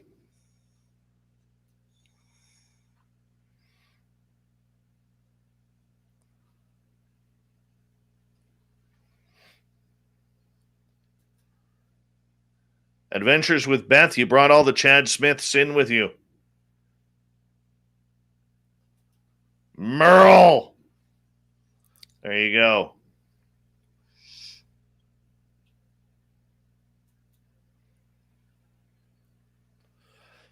We got about 45 seconds, my friend. I want to say a big thank you to, let's see here, Guillermo, Christopher, Apollo, Black Dragon ×2, VPXM, and Bob for the super chats. It's a great way to support our show here on a nightly basis.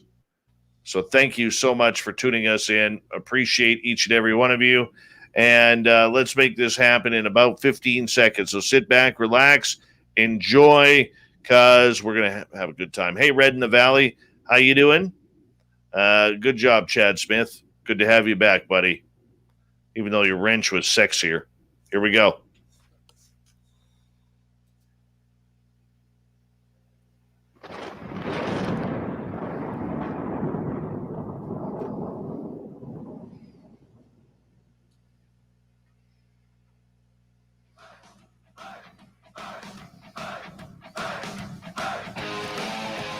Here we go, the second half of Spaced Out Radio tonight. My name is Dave Scott. Thank you so much for joining us. Really do appreciate earning your listening ears. Want to remind you that if you missed portions of this show or others, check out our free archives by going to youtube.com/Spaced Out Radio. Do old Davey the favor, hit that subscribe button.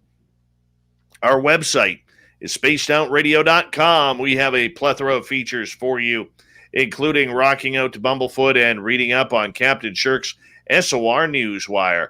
Follow us on Twitter at Spaced Out Radio and on Instagram, Spaced Out Radio Show. We continue on talking ET abduction and what it's like to regress someone and hear their stories from the past. Lesley Mitchell-Clarke is one of the best hypnotherapists, regression therapists in North America, especially pertaining to ET contactees and abductees. And Lesley, this hour or this half hour, I really want to talk to you about what's it like putting somebody under? What are you going for?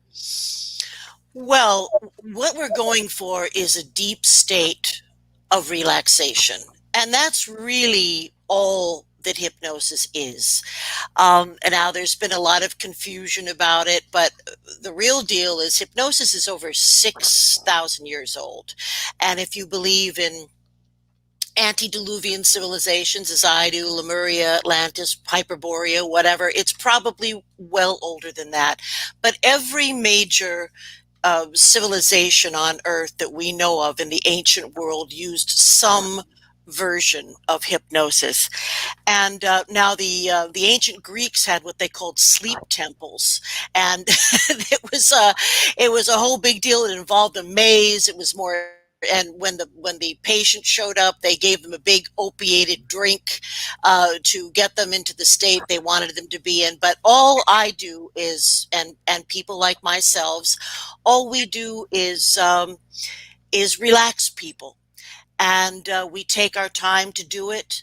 We usually use what I would call progressive relaxation. In other words, I might start at the top of the body and work my way down, or the other way.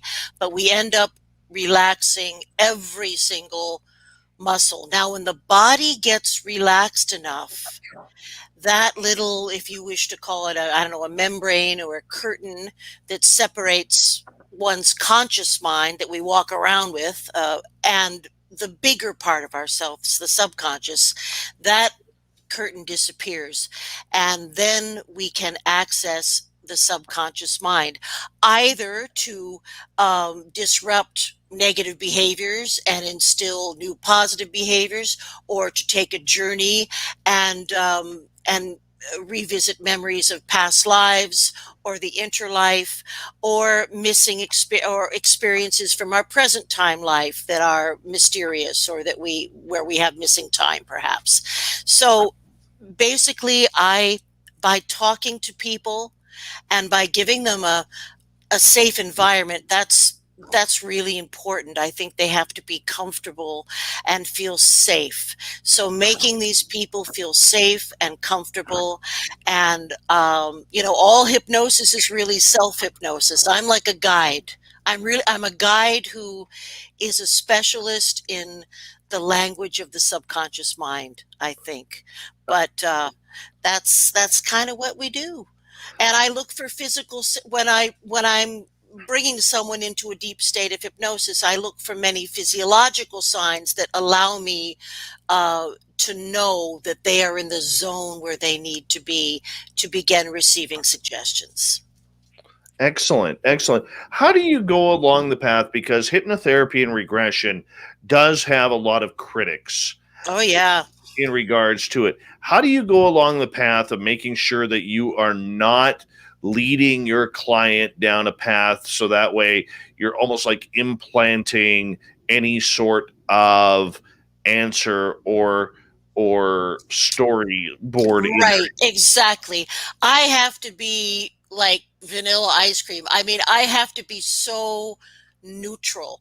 And actually, that's what I'm really thinking about a lot of the time when I'm doing these sessions. I'm concentrating so hard because I want to lead the person through the process, but I cannot color anything my way. Now, this is one of the reasons why, this is not easy to do, and this is one of the reasons why, perhaps hypnosis is not regarded as a reliable diagnostic tool, because there are many variables involved, and of course the biggest variable is the skill of the hypnotherapist, and also the ability of the subject to relax and allow themselves to go into the alpha or theta state. So there are variables there, and that's also one of the reasons, David, why we I do pediatric hypnosis. I'm certified in it, but I don't work with children under the age of 8.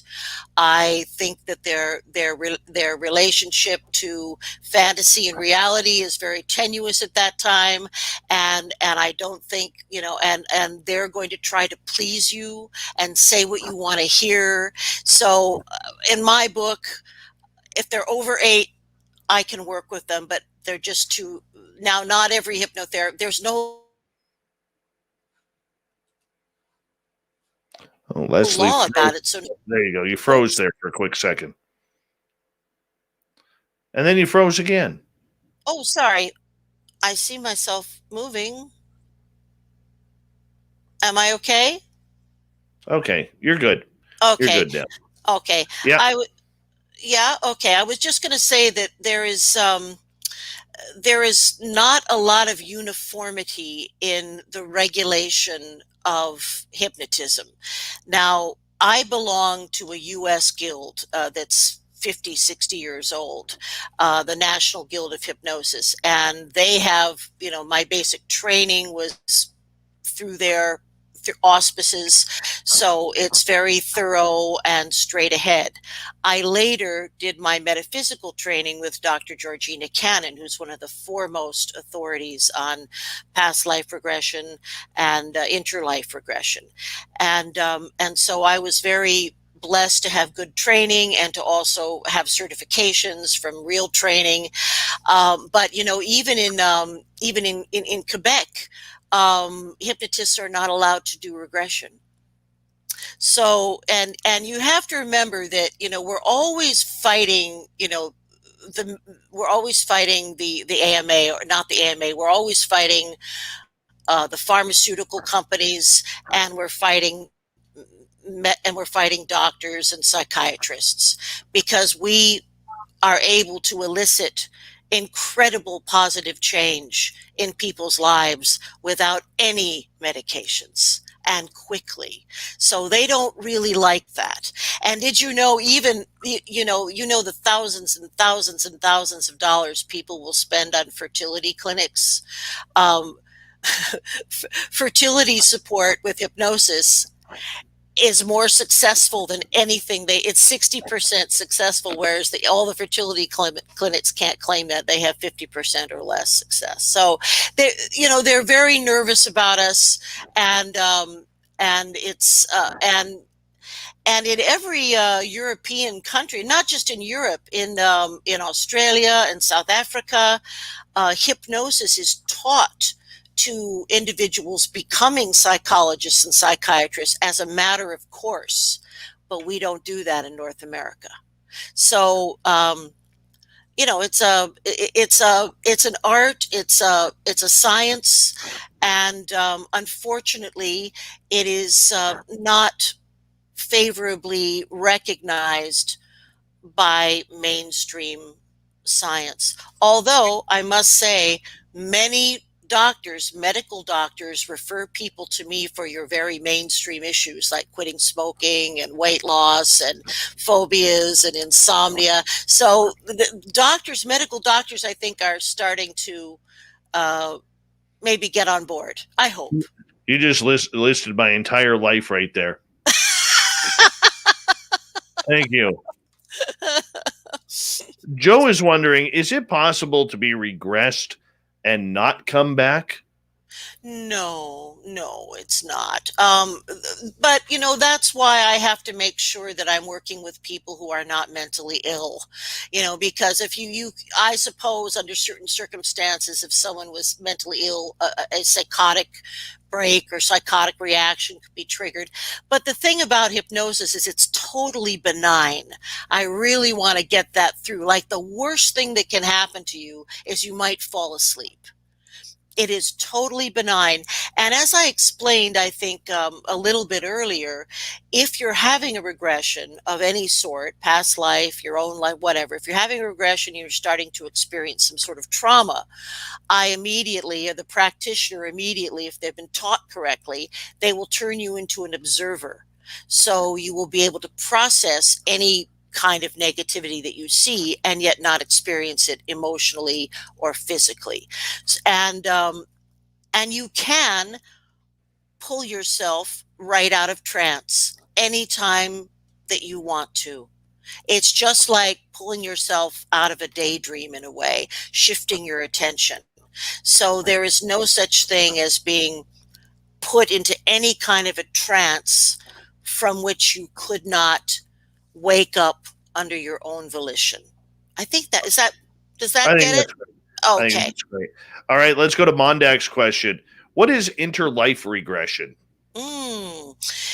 Well, first of all, it's really fascinating, and it was developed by the late, great Michael Newton, who was a phenomenal, both a medical doctor and psychiatrist, I believe.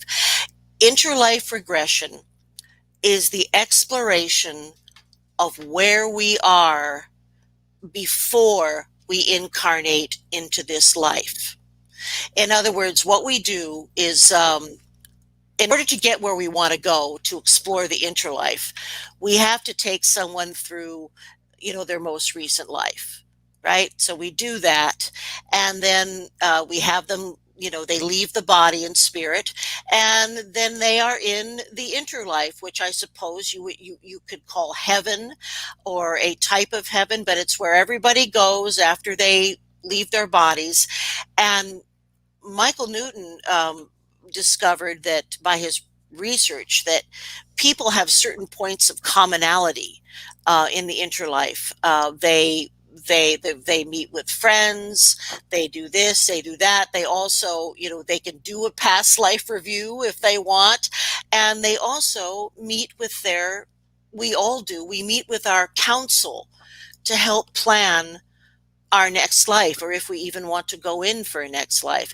And one of the interesting things about these counsels, and when I first started to hear this, I could hardly believe it. On the counsels, that people are not only what look like learned, oh God, what's the word I'm trying to look for? That they all look like, Dumbledore from Harry Potter or something like, and there are beings like that, but there are also beings that are not strictly what we would call humanoid.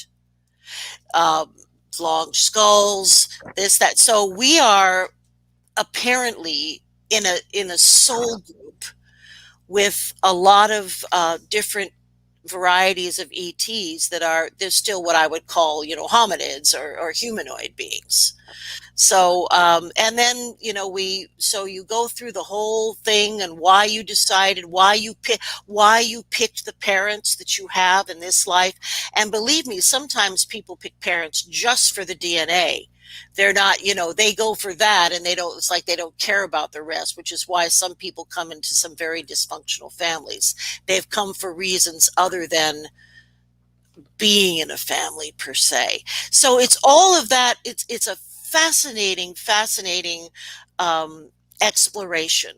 But that's what it's all about. The interlife is where we are, our real home, where we are when we're not in physical form.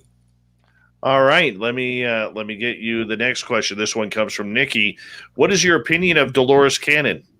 Oh, what a wonderful, wonderful woman she was, a pioneer, a gifted practitioner, and a pioneer. Her books are wonderful, and I would encourage anyone who's interested in past life regression or interlife regression to read the works, of Dolores Cannon, and also my teacher, Georgina Cannon, who has a number of books out too. They're not related, but the two Cannons, double barrel of great information on past life, interlife regression. No kidding. And for you, when you get somebody who is breaking down over their experiences, they're lying down or sitting in a chair, and they're starting to detail some pretty positive or pretty heinous, but either way, emotionally traumatizing records of their past. What is a commonality between people that we see this happening with? Can you give us a story? A breakdown as an experience. Yeah. Well, it happens for all different reasons. I think that here's a commonality. It's not unusual for children when they are taken from an early age to form a bond with one of the ETs that's involved in, and I'm not going to say abduction, I'm going to say in their experiences. And at a certain point in their development, usually this person has to separate from them. And it's been like somebody losing their mother or their father. So this can be a very deep connection. And when it's made to pull apart, I guess, for the betterment of the human, that can be extremely traumatic. Now, again, I mentioned being shown children, that you are being told, here are your children, and holding them and looking at them and then having them taken away. That's a big one. And sometimes, again, talking about children, it's not unusual for siblings to be taken, especially at first. And you get a lot of if you're the older brother or older sister in that situation, you get a lot of upset that they can't save their siblings or get them out of there. There's a lot of eldest child guilt about all that, and tears and all that kind. So that's another commonality. Let's see. But Dave, as we said, I try not to have anybody get into that kind of an emotional state in my chair. So kind of as soon as it's happening, we release it, but I turn them into an observer as I described. So it's not like people are breaking down every day. It's actually a fairly infrequent occurrence, but it does happen.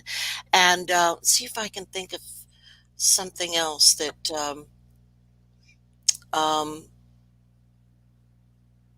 Well, I'm going to think on that. That's such a probing question. I've never been asked that question. So I got to process it for a bit here, right? That is quite okay. So if we look at the overall standing of what people are experiencing, we're told by the government, this is bad. Their adversaries could be coming here to Earth to harm us. Yet a lot of people, whether it's the free experiencers set up by Dr. Edgar Mitchell, Dr. Edgar Mitchell, and people like yourself, the statistics show otherwise. The contact. So why do you think there's a discrepancy between what the government is saying about potential aliens being a threat and what people who have contact are saying? Well, the government is worried because they're not big players in this anymore. they've got their little secret space force and all that going on, but they don't have control over disclosure. And I have often thought, and this has been mentioned, I know, by a few people now, including yourself, that some type of false flag event could be used to polarize, especially the United States, even further. So I think that kind of thinking comes from the alternative right myself. And I think that sane people anywhere are not going to believe that. I don't think so. See, even the Pope has said that if there are other beings in the galaxy, they are God's creations, and it is no threat to any of us. So there are also positive messages that are being deployed, I would hope. But, like you, Dave, I don't trust the government. I'm an expatriate. I don't trust the U.S. government. I live in Canada. And my first awareness of the government was a big belief that my own government killed President Kennedy. And I believe that to this day.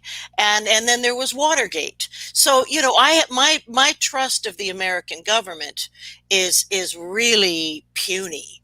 So I have no problem believing just about anything. Right. Well, we got 3 minutes to go before we got to go to break here at the top of the hour. Lazarus is asking, what part does meditation play in the afterlife? I think that meditation is something that's done in the afterlife. I think that that kind of spiritual discipline will help you to tune in and evolve, no matter if you're in the third density or if you're in a light body, an etheric body. I have heard that from in the Interlife explorations.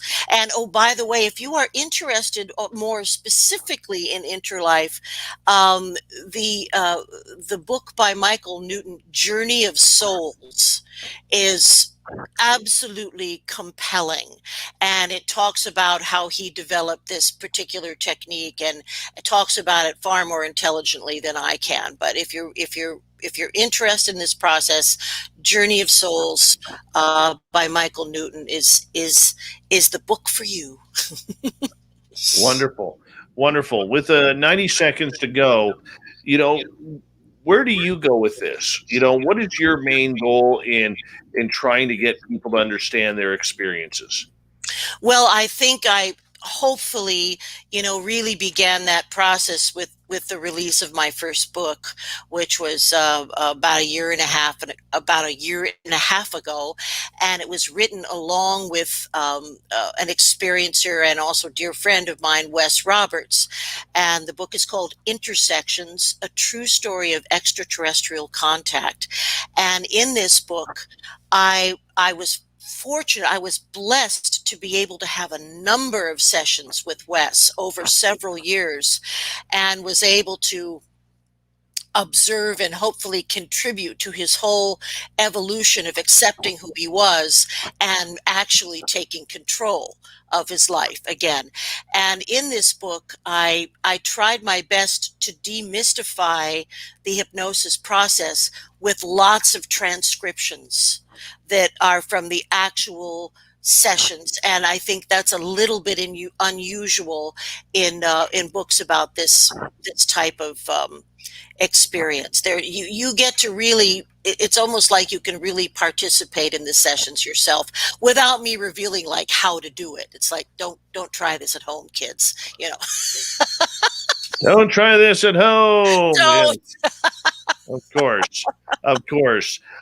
Lesley, we got you for another 30 minutes here on Spaced Out Radio, and I'm having so much fun with you tonight. And when we come back from the break, we're going to continue the ET talk. We're going to continue the regression therapist talk, and we'll continue on with whatever we can talk about. Then at the bottom of hour number 3, John Hudson is here for the unbiased UFO report. and so much more on Spaced Out Radio. Yeah. Up right after this.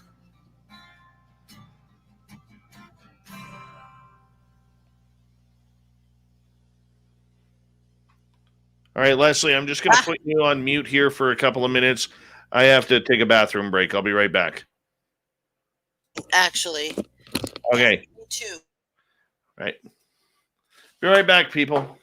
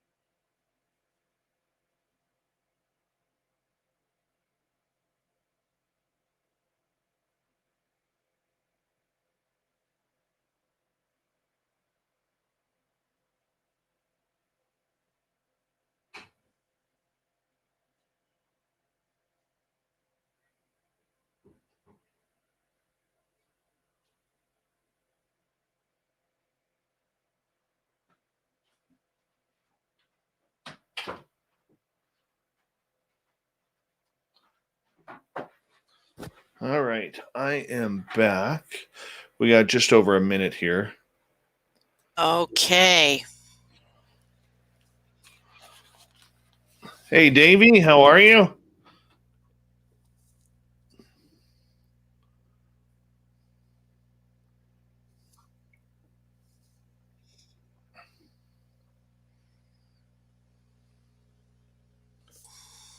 Logan L. All right. Gorgeous Deanna's vlogs and more. I'm here Monday through Friday. That's when I'm here. I'm always here. I don't have much else to do. Oh, Chad Smith changed his logo back. Big thank you to Mondag, Guillermo, Christopher, Apollo, Black Dragon times 2, VPXM, and Science Bob for the amazing super chats. Thank you so much for the love and support that you give this show. Thank you to all the veterans out there who are listening in, tuning on in. We love you, and thank you to all our regulars who are in the chat room nightly. We appreciate each and every one of you. And yeah, I guess, Gary, if we got to stay up, I am off tomorrow. Here we go.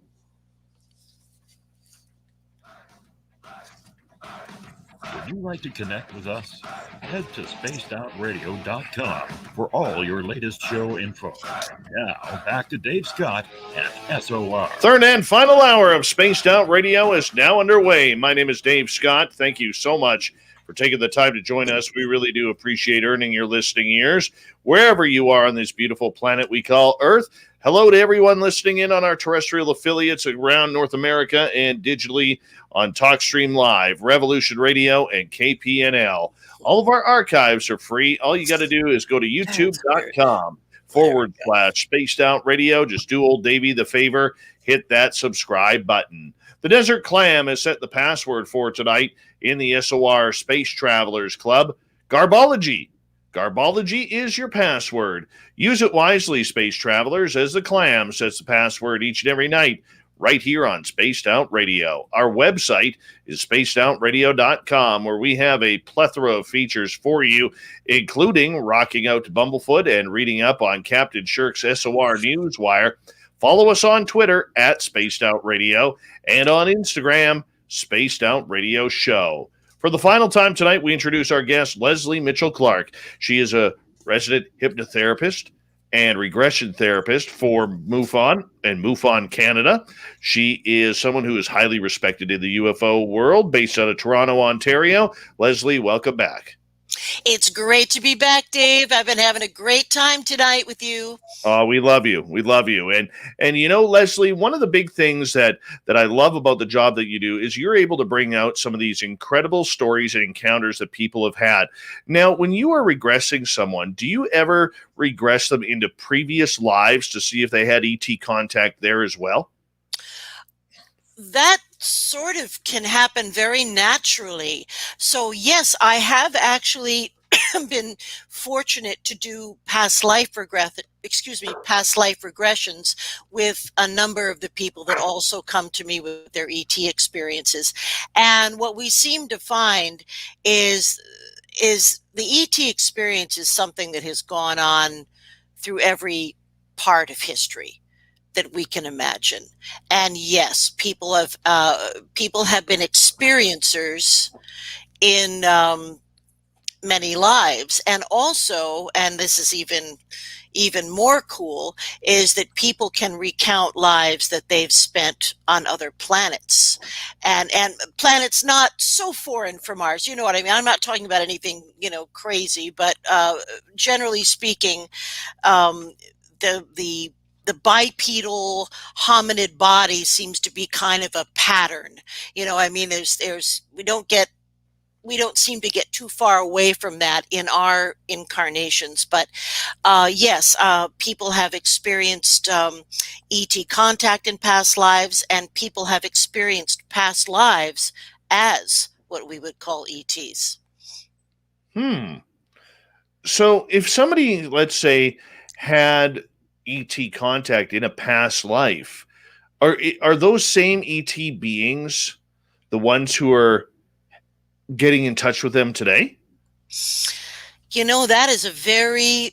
That is a very interesting question, and it's something that I don't know why I never thought about that, but I think that some of the ET beings are extremely long-lived, more, in comparison to ourselves. And of course, some of it has to do with how space-time works. I know that, there's been a lot of speculation about the work of Zecharia Sitchin, but he, of course, is the foremost translator of the Sumerian cylinder scrolls, which tells the story, really, of how the human race was genetically manipulated by the Anunnaki, who came here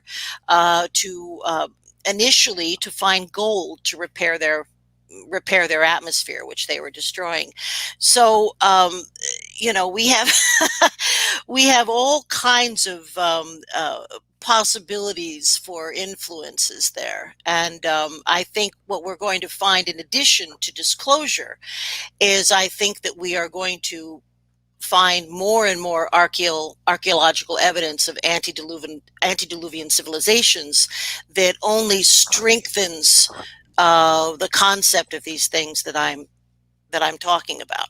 So, that's so anything is possible.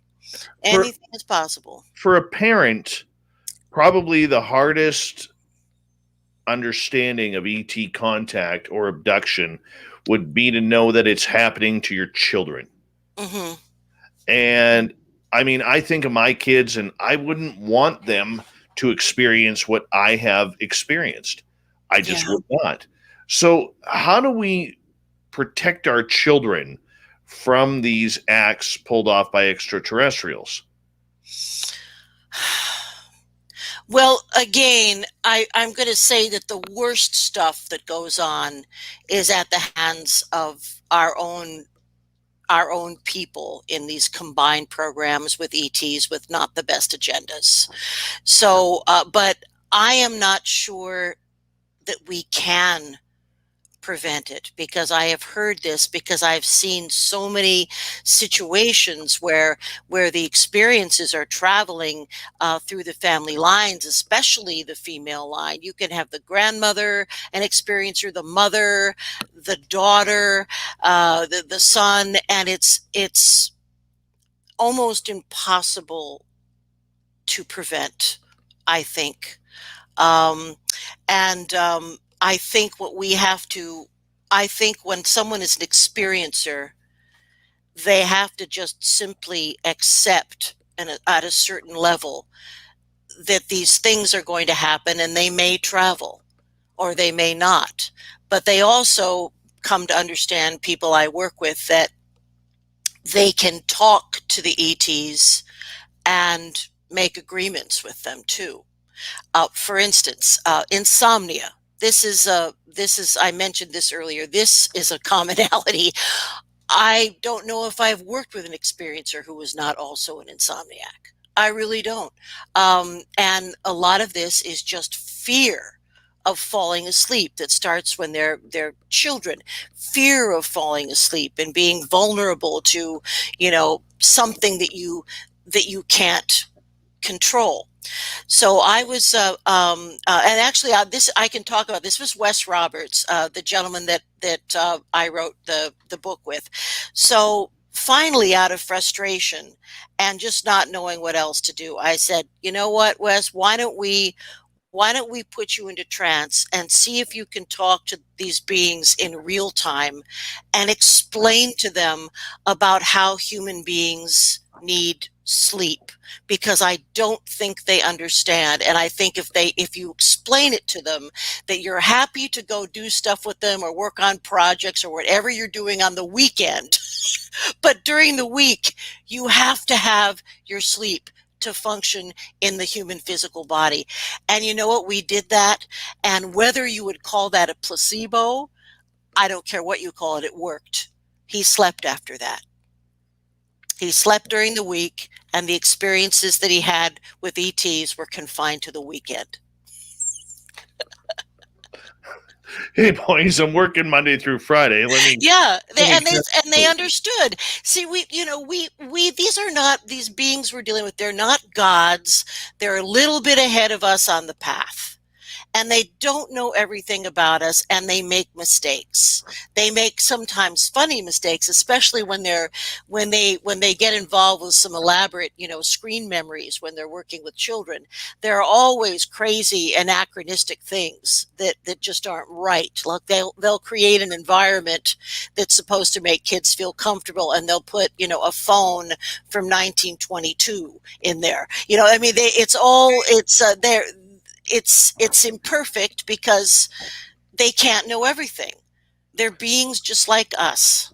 We have talked to people who have, over the years, been abducted, had their clothes put on backwards, or wearing someone else's T-shirt, Yeah, or pajama bottoms, or whatever it may be. How does that happen? Well, it happens a lot, and it happened a lot when we were dealing with the zeta reticulites and all the genetic material that they were harvesting. But there was another college professor. I have a lot of college professors, by the way, and doctors and lawyers. So this is a phenomena that, whether these people will come out about it or not, this is a phenomena that crosses all lines of culture and socioeconomics and religious affiliation. It just cuts a swath through all of that, because they're looking for psychic ability, which has nothing to do with any of those things. So anyway, so there was this lovely guy, and under regression, he recounted a story where he and his whole family, I think they had been on holiday, and they were traveling back to, I believe, the Toronto area from probably way up north or something. They were coming back in the family station wagon. I think there were either 3 or 4 kids in the back seat. You know how they used to travel, 3 or 4 kids, no seat belts, and the parents in front. So they were driving through the night, and all of a sudden, the father just turned off on this rural road. I mean, no explanation, no, it was almost as if he was in a kind of a trance. He turned onto the rural road, and that's when everyone in the car saw what they thought were Boy Scouts or Cub Scouts riding their bikes along the road. And this is like 2 a.m. So they're, again, we've got a screen memory, we've got something implanted there. Those were not Cub Scouts on bikes. So they were being led in, sort of, by these beings in disguise, if you will. And then they all saw the craft, and it was at the end of this, this dirt road, essentially. And what he described is, it would be, again, your very classic kind of Betty and Barney Hill saucer with lights, and it was right there, and it had a ramp to enter. And then these were grays, these were zeta reticulites, and they started taking the kids out of the car, like just pulling them out through the car. And they took all the kids out, but the parents were non-reactive. The parents were under some type of soporific influence. I don't know, but that's and then they got on the, he told me about the part on the craft eventually, and he was an oldest child who was watching them examine his younger siblings, and he was freaking out. That's one person that did that. He didn't see his parents. They were taken somewhere else. And then he remembers being walked back into the car, not transported. And all the kids have all the different clothes on. It's all mixed up. And in the family story, they turned around and hit the highway again, and they all gradually sort of became conscious. And they had lost hours. I mean, like a lot, like maybe more than Betty and Barney. I mean, like 5 hours, maybe. Wow. Yeah. That is traumatizing for a family. That is, Yeah. for sure. I would be remiss not to ask you about the controversy of one of your colleagues in this field recently, in David Mhm. Jacobs.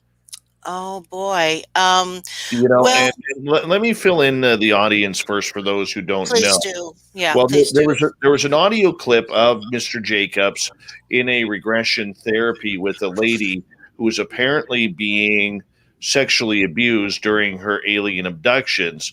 And while she was under regression, he asked her to remove her panties and not to forget to remove her panties, so that way he could keep them for DNA purposes. Now, there's a lot of a controversy about this because Jacobs just recently spoke at the Making Contact, and there's a lot of people defending him, saying, he's a man who obviously, said the wrong thing at an inappropriate time rather than waiting until she was conscious. But I mean, I'm curious your take, because that doesn't sound very professional to me. That sounds like completely poor, inappropriate therapeutic practice. And I should say I am not a fan of David Jacobs' particular perspective because I feel it's fear-laden. And I'm very suspicious of fear-mongering people. And I feel that he's one of those. And so I purposely am not really tuned into his thing. But I've got to tell you that's to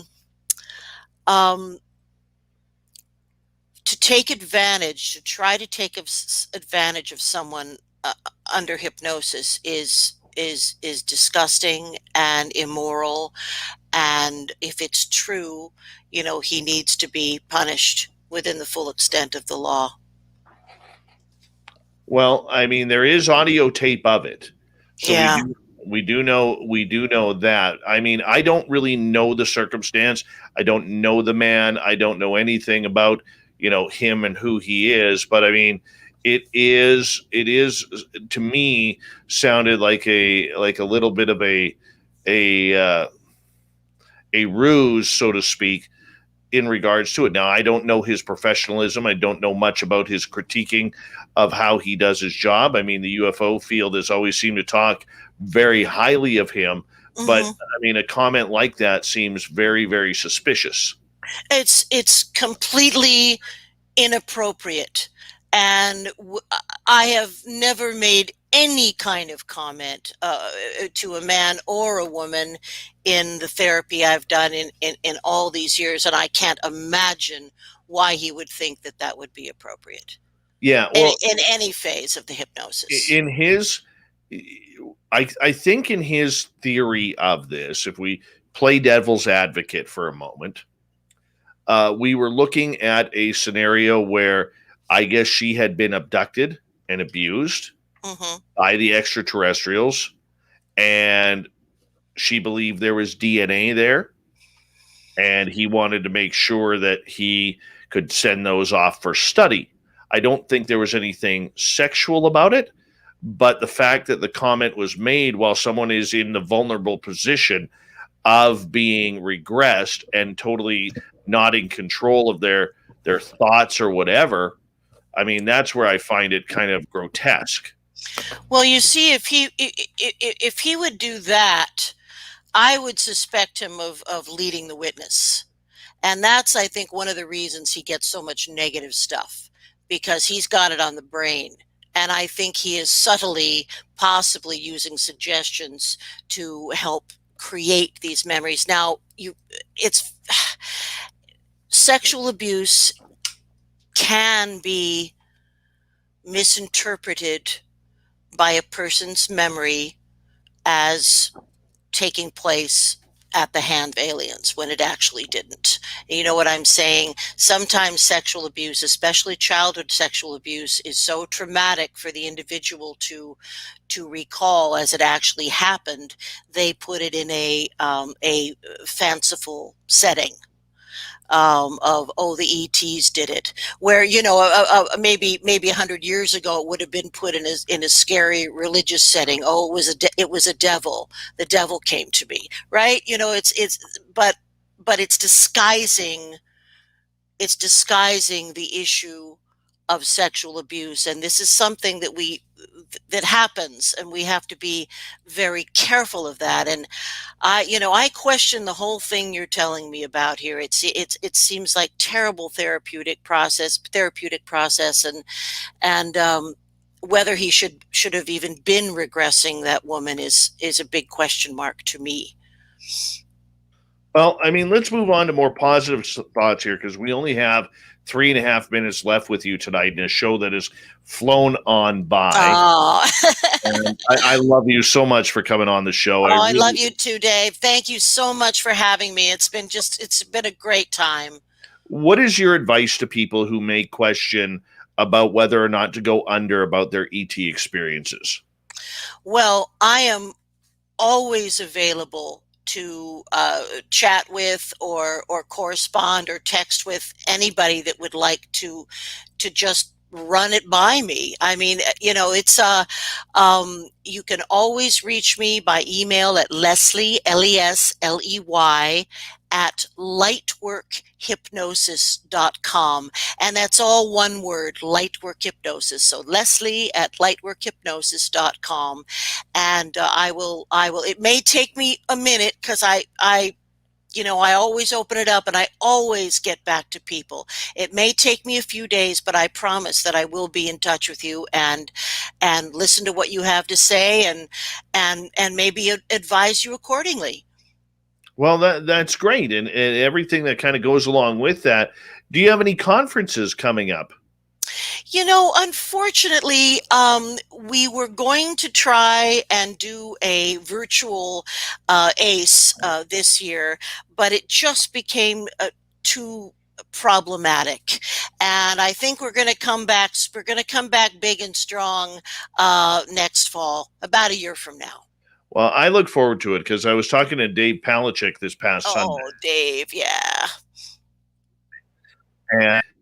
And I said anything that we could do at Spaced Out Radio and to help, we'd like to do that. And I hope he takes us seriously on that offer. I realize we're right across the country from where you are, but every little bit helps. You know what I'm saying? Yep. I know he's going to take it seriously. We have to, there are some financial things to be figured out, but we can do it. And I know that we will, and we'll have another incredible conference about a year from now. And maybe even, God willing, if we're able to, maybe we'll even be able to have some isolated events that will be streamed, and you can chime in or host from there. And there's all kinds of things that can be done. And a year from now, we're going to do it all in person. Well, that's the big thing. I want to get back to Toronto. I want to come hang out with you guys. Yeah. And of course, I'm not even sure if you know yet, but we do broadcast on Saga 960 AM in Mississauga, Ontario. That's right. And you know what? I'll put out the challenge. And like I said to Dave, after all the election is over up here, I'm going to put up the challenge to our radio station, Saga 960, to really help out and get the conference going, because I think that's important, and I think that's something that we need to do in order to make it roll. And having the media coverage obviously will help. I mean, sure, you got to go a little bit west of Pearson Airport, but it's okay. It's right there. It is okay, man. It is okay. And the people of BC have been so supportive. And, I've worked with many experiencers in BC on Zoom. So I know that there's a lot of activity out there, Dave. I know a lot's going on. It's a hot spot. It really is. Lesley Mitchell-Clarke, it is always a pleasure to speak with you. And you and I will definitely catch up here very, very shortly, because I haven't talked to you in so long outside of this show, and we got a lot of juice to go over. Lot of juice. So we're going to do that, but I want to say thank you for coming on Spaced Out Radio tonight. Coming up next, John Hudson is here. He's got his black Stetson on for the unbiased UFO report. We will also get to the SOR Newswire that Shirky Poo has provided, and the thought of the Dave, a jam-packed hour 3 coming up next on Spaced Out Radio.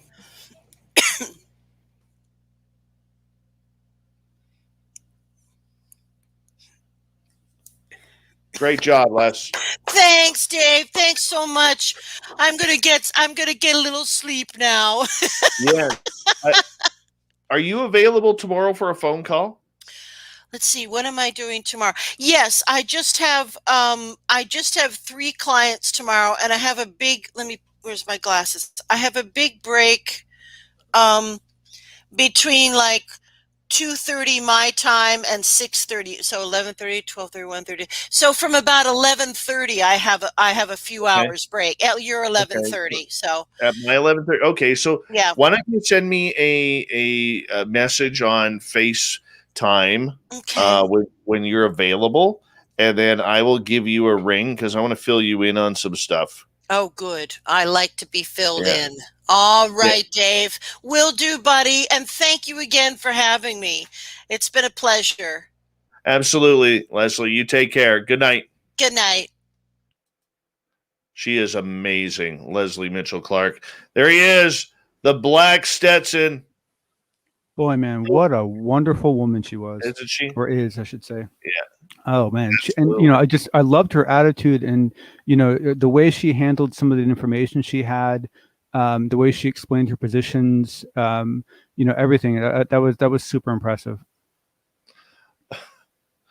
First off, thank you to gorgeous Teresa for the amazing super chat, along with Mondak, Guillermo, Christopher, Apollo, Black Dragon, VPXM, and Science Bob. Teresa, it's so good to see you. I mean, we miss you around here. You've been with me for like almost 6 years now as a listener.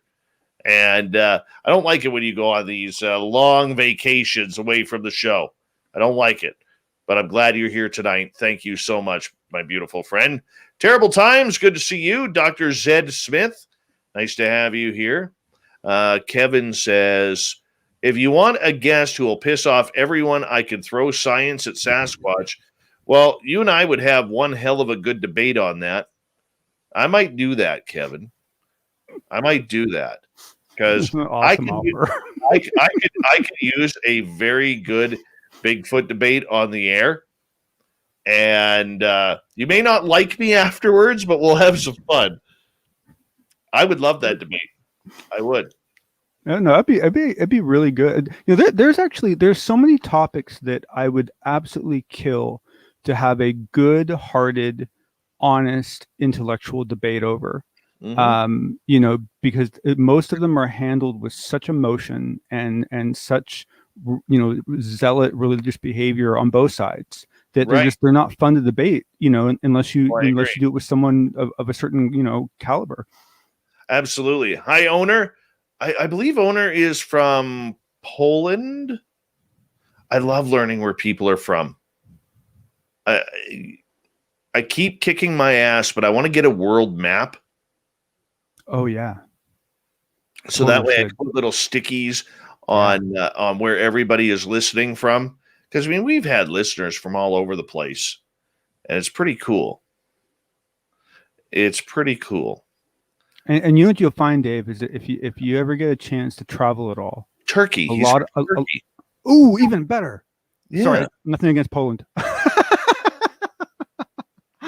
Turkey fascinates me. My grandmother went there when I was a kid, and I didn't get to go, and I was very jealous. Roy boy, what's happening? Hey, by the way, Stetson John, that thumbnail you made for the show tonight, that was awesome. Thank you, sir. Where the hell did you find that picture of me? I'm not allowed to say. I've been sworn to secrecy. That was amazing. Did Gail have anything to do with that? I once again, I think Gail had. Shirky Boo, I knew you had something to do with that. I plead the fifth. She probably went into my private stash and pulled that out. But hey, you got the honor of being Mork from Ork, man. I mean, come on. True. I mean, is there anything better than that, Oh, yeah, absolutely, man. I loved it. I absolutely loved it. And the fact that you threw Chad Smith in there as well, classic Chad Smithing right there. I was trying to what am I going to do with the Fonz? I'm like, I don't want to delete him. He's too cool. I got to leave him there. But he looks silly without a name tag. And I was like, oh, perfect. Oh yeah, anytime you can Chad Smith it up, you got to do it. You got to do it. We got 27 seconds. I'll post it with my overview, guys, but you can see it on the thumbnail of YouTube. I got to figure out what my topic for my vlog is going to be tomorrow night. Don't even know yet. All right. 5 seconds, everyone. Sit back, relax. Thumbs up, horns up. Here we go with the woo. One more time.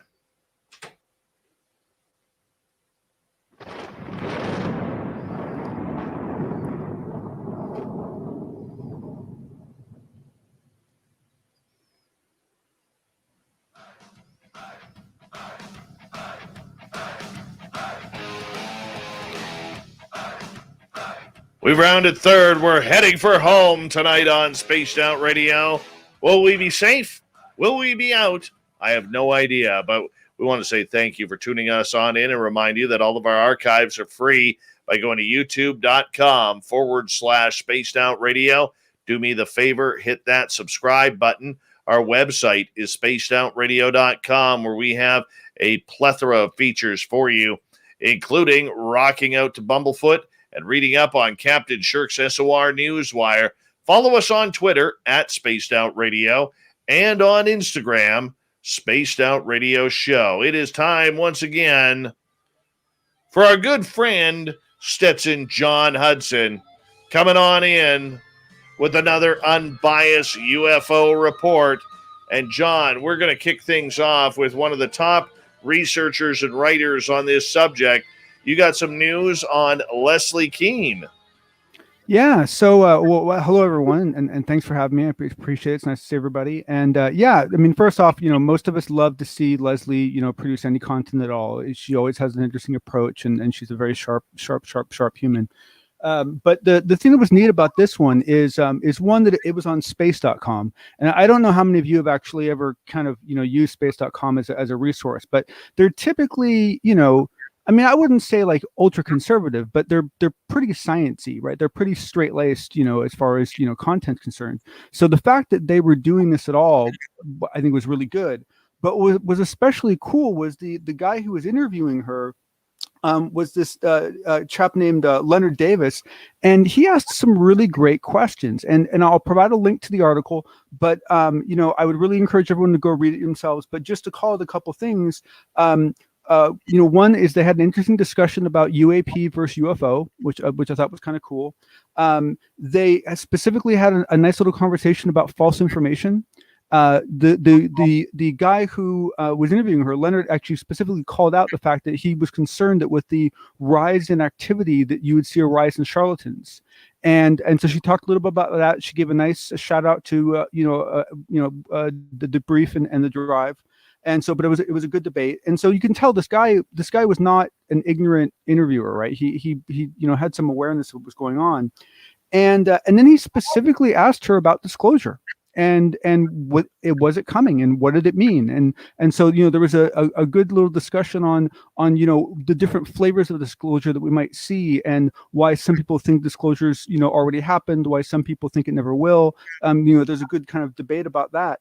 But the thing that I would, and then there was also a nice mention about why this really needs to be an international conversation, which I think we all agree with, and hopefully we'll see more of that.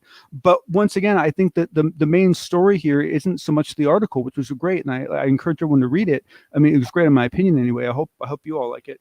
But to me, it was super cool that space.com, a writer who's written for National Geographic and like pretty straight-laced stuff, was not only interviewing Lesley Keene on this topic, but was having a rather adult dialogue about real issues and real challenges. And to me, it was just very encouraging. It was just, to me, that's progress in a big way. And I see it as being progress too. I mean, it's amazing. 3.5 years after the big report, almost 4 years now since the New York Times article, and there's just still websites and journalistic outlets that are just starting to hop on the UFO story. I mean, that's unfathomable for me. Where were you 3.5, 4 years ago? Well, and I'll say, and this is just my personal opinion, but my personal opinion is that what this means is that at each of these places, there was at least one person who's been chomping at the bit for the last 3 years, maybe even before that. and they kept getting shut down, and they kept getting shut down. And finally, there was enough coverage out there that the editor felt safe enough and finally said, okay, you can write your UFO article, and the guy like ran all excited, like get to build a rocket ship, and so, I mean, I guarantee you that's going on in some places. Oh, I guarantee that too, but this is where I get upset with articles like this though. Okay. And it's nothing against the writer or space.com or Lesley Keene, but they rehash all of the information that we've already known for 4 years, almost 4 years. They're not taking it to that next level. I mean, how many introductory pieces do we need to this subject? Because here's what happens. A lot of times, John, editors will say, go write your UFO piece. I'm tired of you talking about it and hit me up on it. So what they do is they write an intro to the subject type column, and then their editor poo-poos the rest of the articles because there's nothing left. Okay, you got your UFO article. Can you get back to real? So there's no follow-up. Mm-hmm. No follow-up. And no. And I'm tired of that. And the UFO public should be tired of that. It's so frustrating. But I mean, let's be honest, right? If you go from an article like this to the point that we discuss on this show, it's going to take a while. Right. True. I mean, they got a lot of stuff to cover, But what that means is there's a lot of content. They actually have stuff to write. But what you should be doing and could be doing is say, okay, the public probably knows A, B, C, D already. Let's give them maybe a refresher on D, go to E, F, G, H. That's where we need to go. So in one way, I'm very happy that the article is out. Don't get me wrong. Any coverage is good coverage on the mainstream at this time. But what they are writing about, you might as well have picked up any article in the last 3-4 years. You're going to see the exact same story. I mean, this is getting much like UFO conferences. It's the exact same people it's all UFO 101. Yep. Yeah. Yeah. But let me ask you, Dave, isn't it a common failure of a lot of magazines and newspapers and outlets, so forth, to always assume that their readership only knows what they've told them? And to always tell the story from the point of view of, well, we've never covered this, so therefore we have to go back to that place. Isn't that like a common practice? Depends how many words they are getting. So, for instance, if I was writing that story, okay, and I had Lesley Keene to interview about it, I wouldn't be talking about the New York Times. It's over. It's old. Okay, I wouldn't be talking about Tic Tac. I wouldn't be talking about Gimbal or Go Fast. Or even, you'd have to literally start from the DNI report a couple of months ago and roll from there. That's your starting point. Yeah. Right. The rest of it is just byline filler that the reporter is trying to do his job, and he's different name, same story, different outlet. That's exactly what it is. Let's move on a second here for topic number 2 of the night. All right. Yeah. So go ahead. So this one comes from something that was overlooked in the UAPTF report. Essentially, well, it's something that was mentioned that was kind of some people think it was intentionally played low to not draw attention to it. And what it is, it's a whole idea of signature management. And for those who aren't aware, well, first off, I want to give a nod to Bob, who's the one that wrote this, and that's not his real name. That's a pseudonym because of what he does for a living and what he's done in the past. And but I'll provide a link to his article after this. But the thing is that signature management. So just real quick, explain what it is. So every plane, every vehicle emits a certain amount of signals. Some of them are intentional signals. Some of them are side effect signals. And another craft can just play ignorant to them, or they can actually slurp them in and then spin them around or modify them in ways or respond to them in ways that are defensive, even offensive, but usually defensive. And it's basically a signature management. And it really shows a tremendous amount of intelligence and a tremendous amount of capability in a vehicle that does this kind of management. And that is exactly what the Tic Tac was doing. It was doing complete signature management. And, and so this is in many ways the best actual sign we have of real intelligence within this device is that it was actively managing our signal emissions. And what I also find very funny about it is if you start thinking about the levels of this and then the levels of the complexity of this, the Tic Tac was completely visible, right? So for it to be managing its signal, it's not like it was managing its signal and then it was putting its hands over its eyes going, la, la, la, you can't see me now, right? We could still see it, right? It's sitting right in front of you, right? So why are you managing your signal that carefully? Why are you managing all that traffic that carefully if you're not also obscuring your visibility with visible light? And so it was almost kind of funny in a way, because it was kind of a lot of effort without a whole lot of payoff, because, we could still identify it and still see it in other ways. Maybe we couldn't collect, ELINT type data from it. But, to me, it created kind of a funny scenario considering the fact that it was so visible and it wasn't hiding its presence. But once again, it shows tremendous intelligence and capability that these devices were actually doing this. Well, that's really cool. That is very cool that they're starting to pick up some substance on what these craft are capable of doing. I think that's absolutely great. Now, how do they expand that? What are they going to try and do? Is that going to be to try and help maybe figure out radar signatures or something along those lines? Well, unfortunately, I can pretty much guarantee you that there is a lot of work being done there, and it's work that we'll never hear about. Because essentially, ELINT, basically, the slurping of electronic traffic and the processing of it is something that we've held very close to the chest for 50 years. Usually when planes fly along borders, what they're doing is they're intentionally flying close enough to wake up anti-missile systems so that those systems start sending out signals, and then they slurp them down and take them back, and we process them, and that's how we create better radar reflective, shielding, and how we learn to mask who we are and how we pretend to be other people, and it's a huge side of the military intelligence, and that's really where this falls, and so there are things we can do. Unfortunately, not all of them are friendly. So I don't really know if we really want to be, pushing that boundary too much. But unfortunately, I think it's pretty safe to say that as long as the military is doing it, we're probably not going to get a whole lot of feedback on it. But I guarantee you they're doing work. Very true. And third and final topic for tonight, former fighter pilot Ryan Graves apparently gave just a fantastic presentation at AIAA. Tell us about it. This is not for everybody, okay? But if you like to geek out on details, if you want to get into the nitty gritty of what Graves saw, this is the presentation for you.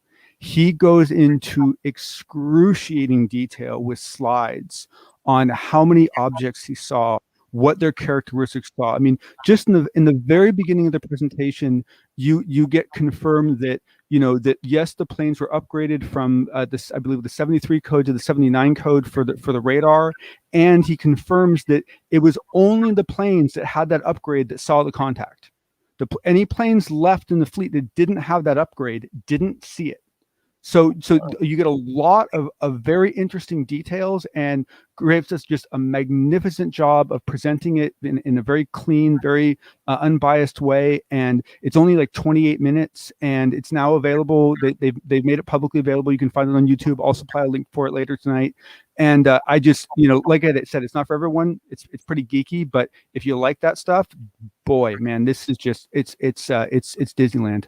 Yeah, thank you to Justin in our chat room for pointing out that it's on the SCU YouTube channel.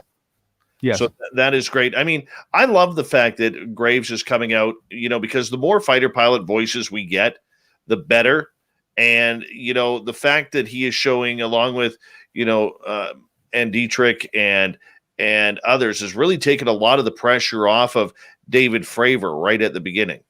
Yes, yes. And the nice thing is that the whole reason why I heard about this presentation was because of the impact it made at this conference.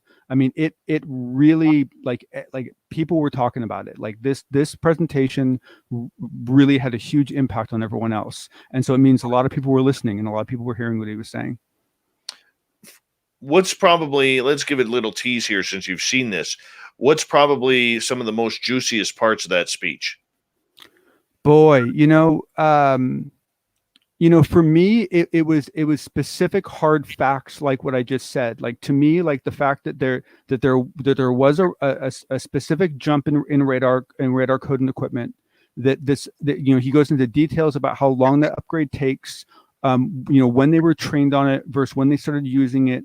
And just specific details like what I said, like the fact that, if you had, 8 planes out and 7 of them had the upgrade to 79 code and one of them hadn't, that one plane did not see the contact. Blind. And those just aren't details that you get. Or the fact that there were several stationary objects and there were several moving objects. And they actually used the fact that there were stationary objects to filter them out. So they knew which objects were which. And so there was multiple contacts. There was a lot going on, but it's the details. It's the whole devil in the details thing. It's just, there's a lot of good, juicy data in there. Now, John, we just got to hope that one day we get some actual radio contact going on rather than radar, because that would be completely a game changer. And John, we want to say thank you for coming on the Unbiased UFO Report, another great report by you. We really appreciate it. People can find the replay on our YouTube channel as well. So thank you, John. We'll talk to you in a couple of nights. And with that, let's get to the news. Thank you, sir.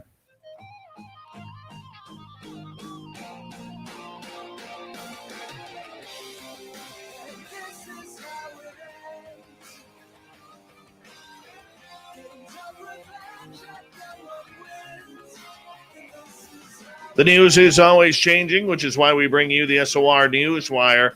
At the back end of every show, we'll get to the weird, the strange, the wacky, and sometimes the confrontational. A Texas couple was enjoying the views of San Diego County while on vacation to celebrate their wedding anniversary.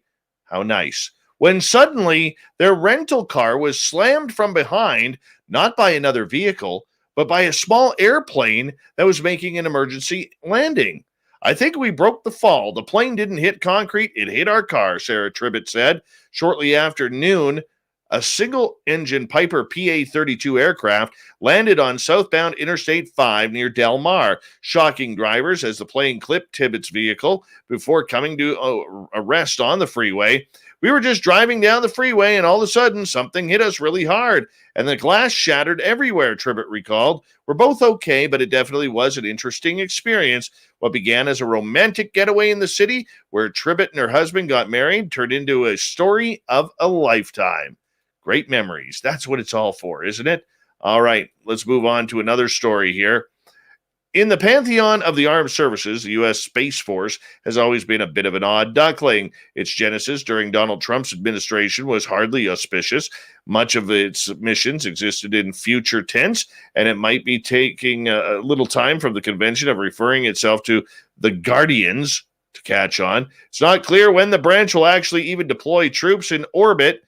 Not anytime soon, though, and there's a widespread public perception that the Space Force has little mission beyond its defunct one as a Trump vanity project. Yeah. Apparently, Space Force Intelligence Officer Captain Pierre Jones said, I think it's important because we use satellite tech in everyday life. This is what they're going to be protecting now. It's not about aliens. It's about protecting satellites.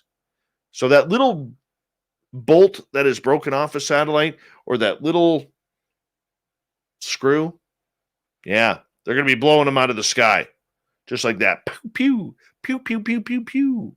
Yeah, good job, Space Force. Good job. Moving on. When residents of an affluent estate community in Alberta started hearing noise from a nearby power plant, they didn't expect their company or their complaints of sleepless nights would lead to a months-long investigation that would find a Bitcoin mining operation that had set up shop without approval. Now, Link Global, the company behind the site, is being ordered by the province's utility commission to shut down 2 plants until it can prove it's allowed to operate. A move, the company said, will cost jobs and cause the oil and gas infrastructure in which it operates to sit dormant. Yes, Jeff this is a good Ukrainian name. Kokaipich. Yeah, I think I got that right. No, Kokaipchik. There we go. Kokaipchik first started hearing the noise last fall. He's president of the Greystone Manor Community Association. Oh, he's an MCA kind of guy. And a small neighborhood located in Sturgeon County, about 10 kilometers northwest of Edmonton. It differs every time the wind changes direction. It's like a wave, but it's 10 times louder and 100 times more annoying. It's most likely like sounding like a plane engine warming up on the tarmac. Such a racket, my family couldn't sleep. Sure they couldn't. Anyways, they're in trouble with the province, and that's all that matters. Let's get to the thought of the day.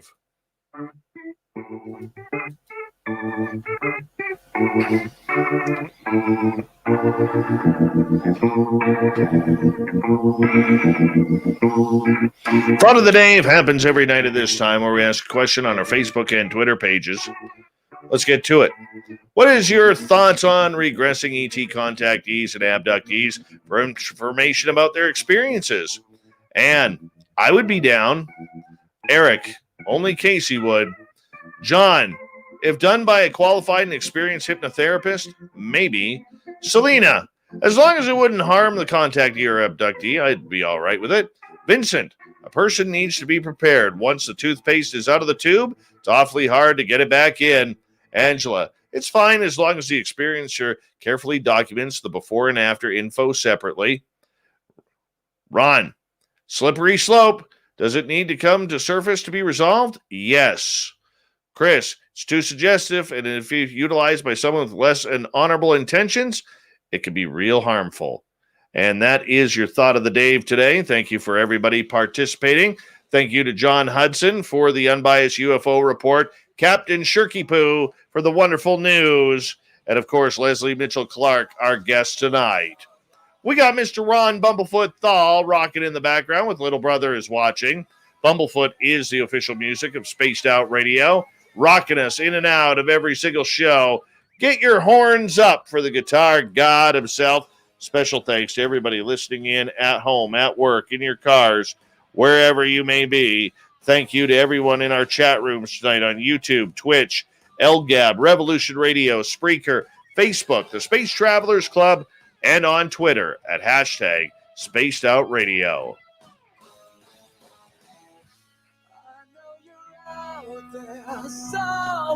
Remember, this show is copyright by Spaced Out Radio and SOR Media Ventures Limited. Thank you so much for choosing to share your evening with us, because together, my friends,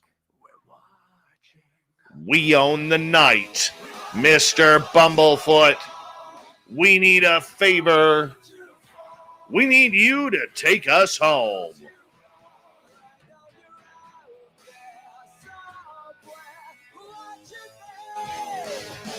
Yes, the Woo train has docked for the night. But soon, my friends, we shall ride again. Your seats are always available. Your tickets never expire. And if you want to bring a friend, we've got room for them too. Good night.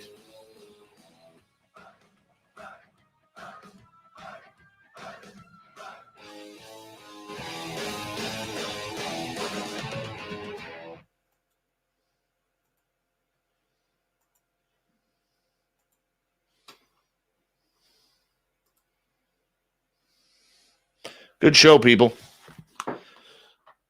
Good show. Get to work, Chad Smith. Chadley Smith. Going back to the line.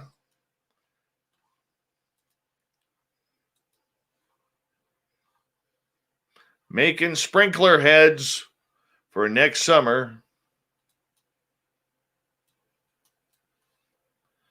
Yep. And where am I going? Right here. that over there. Let's go here. We're loading that up. And let's get rid of that. No longer need that. Move that over there. Garbology is your password. Hi, HL Westlake. Teresa, well, you always got a seat on the front row. You know that. I'm Chad Smith, and you're not. I've got an ant crawling on my... Gosh darn, you can't be there, dude. Come on. Can't be there. Okay? And you, Mr. Spider, you can't be in here either. Okay? Go away. All right. There we go. D. Swigger, how are you? Good to see you, little D. Swigger. Vinster, thank you for that awesome super chat, man. Appreciate that.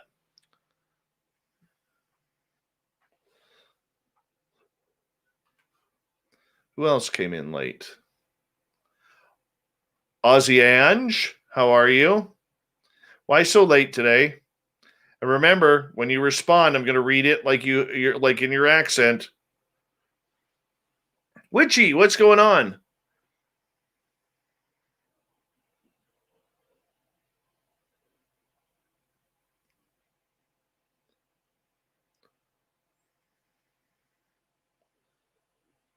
Mondeck, when you find those scripts, key piece of advice, don't read them.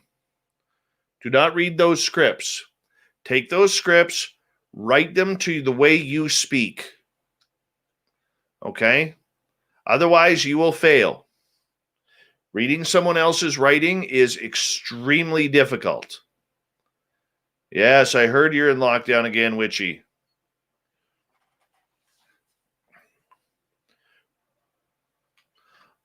I just read that in your accent, Ange.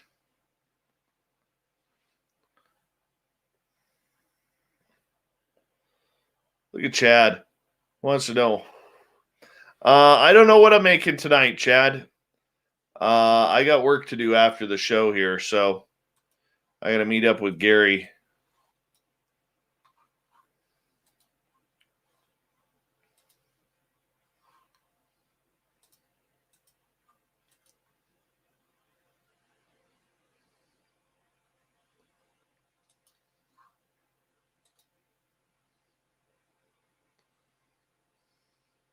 If Gary doesn't fall asleep on me. Miguel, how are you?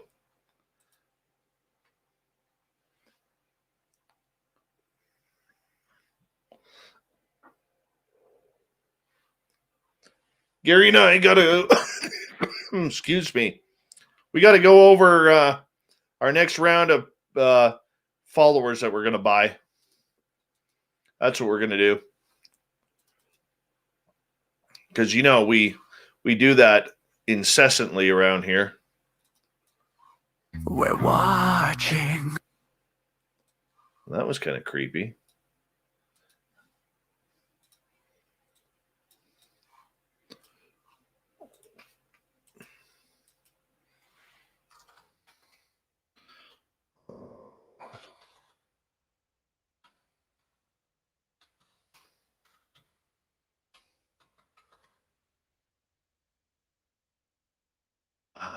Shame.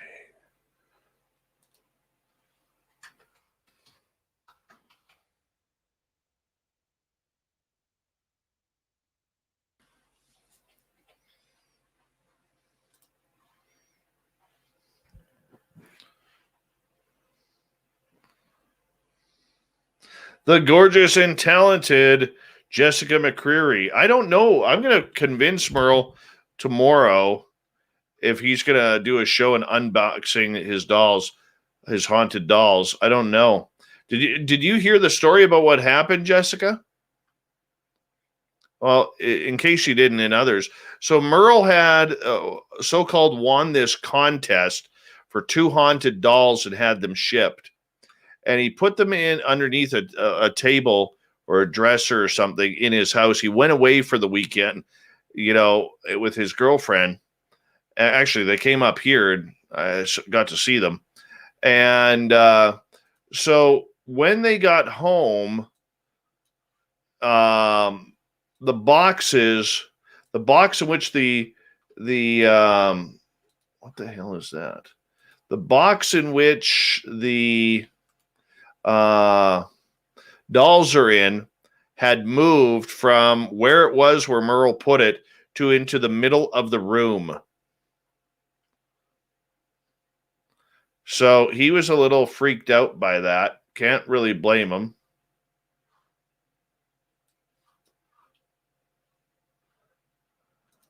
Right. So we should be probably around right there. Am I correct? No, right here.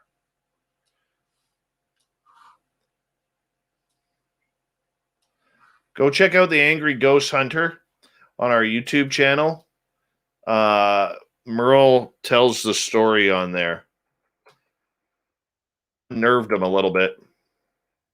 Tomorrow night, don't forget, you got before our show, you got Ben and Joe at UFO Garage. I'd love to see all of you if you got some time to go over there. And if you haven't already, hit that subscribe button because those boys deserve it. They are hilarious. They're awesome. They're great friends of this show. So I would love for all of you to support them if you don't mind. That would be great. And talk and explore what was going on. So that's how I would have to say. For you, the fascination with UFOs deeper than that, and I believe dating. Contacts, regression, and hypnotherapy. One of the best in the business. Lesley. That's good stuff. That sounds good. Okay. So yeah.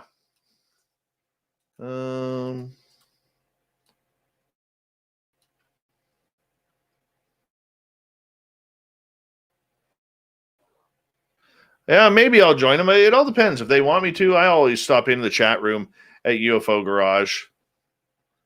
Fat Bass. My bum is itchy and I scratched it hard. That is awesome. That is awesome.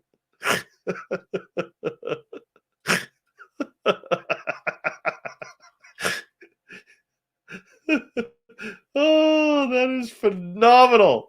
What an introduction post. Thank you for coming back. Going here in 5 seconds. So get your horns up. Get ready. That is fantastic. Oh, my goodness. Thank you for that. Oh, for God's sake. Just zoom on in here.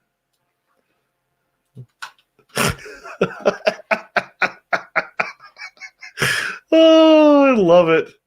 I love it. Oh, that was amazing. Hard. I love the way Ben and Joe do that. I can't even do that. I'm so butchering it.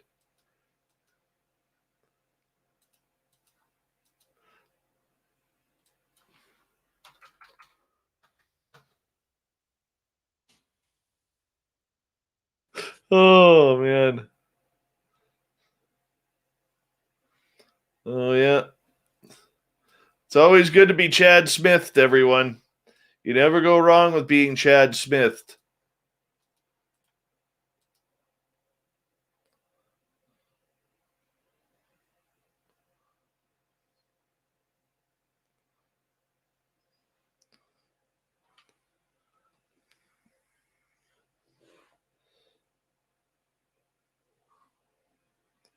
There's the end.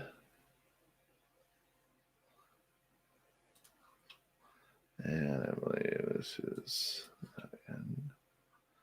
There we go.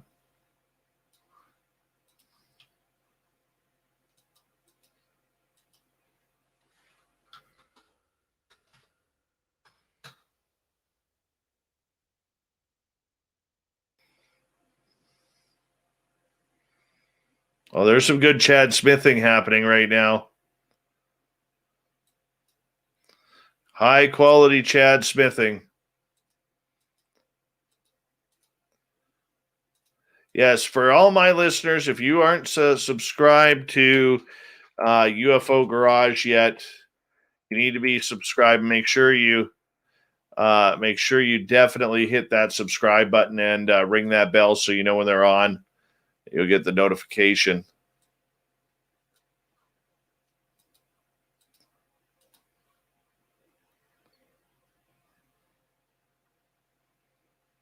Kevin, everything in Australia can kill you.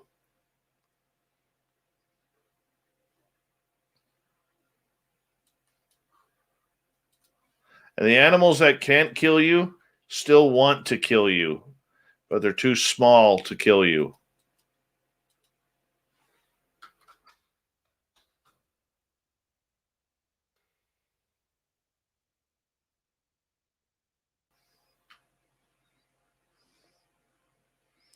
I think we got to figure out how to do a Spaced Out Radio weekly feature called I'm Chad Smith.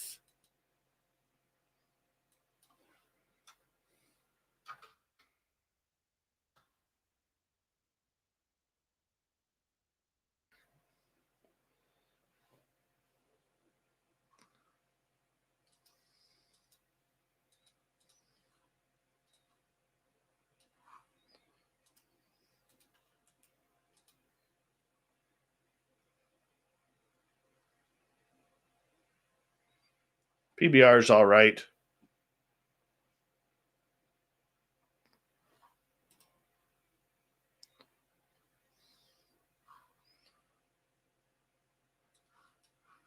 I feel sorry for him. He has a lot of gout flaring. Is that correct there? On Spaced Out Radio. Get rid of that cough.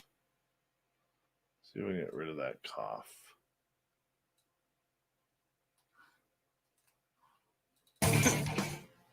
Perfect.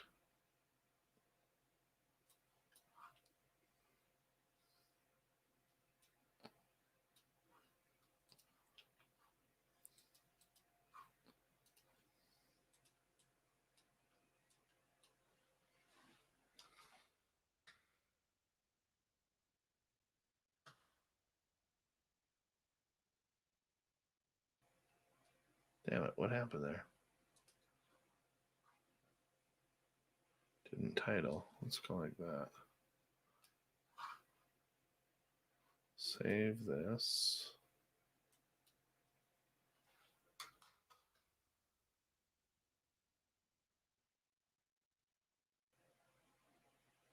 There we go.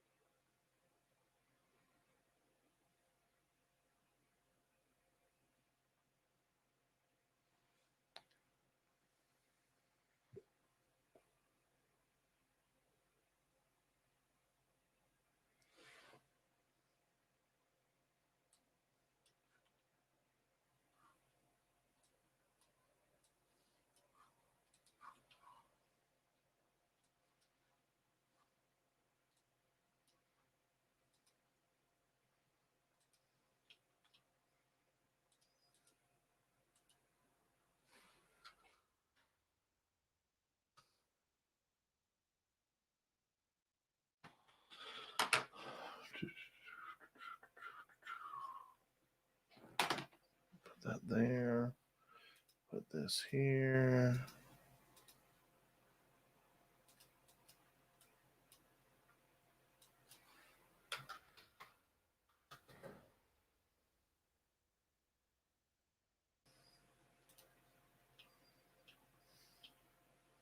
Chad Smith, were you bought? Oh Oh my goodness.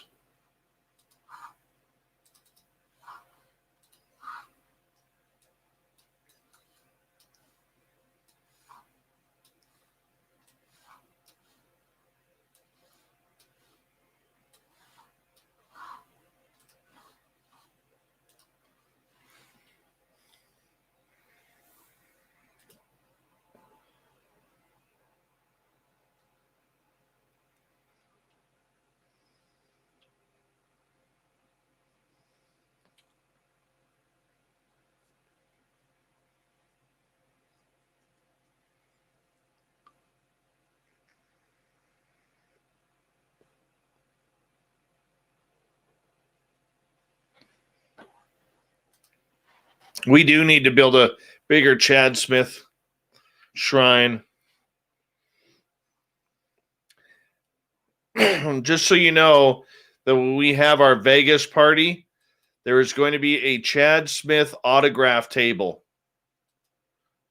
Velvet red ropes surrounding him, so that way, you know, the listeners don't get too close. Bodyguards. All sorts of shit going to be happening.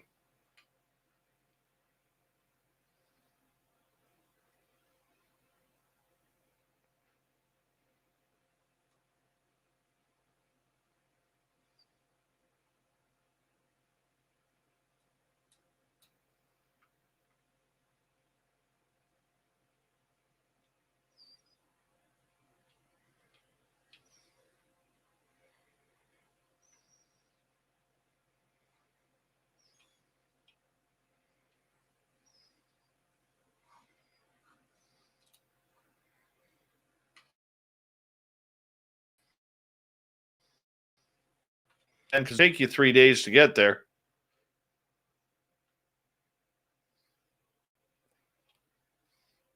Yeah, when I get my Chad Smith picture, it's going to hang right there.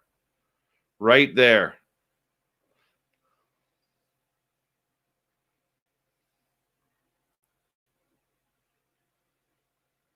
My eyes are dry. Holy cow.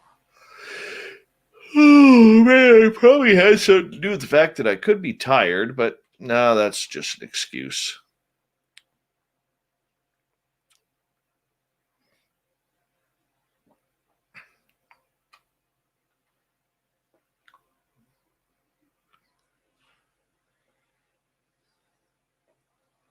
Who's over there? Nobody's here. Just me.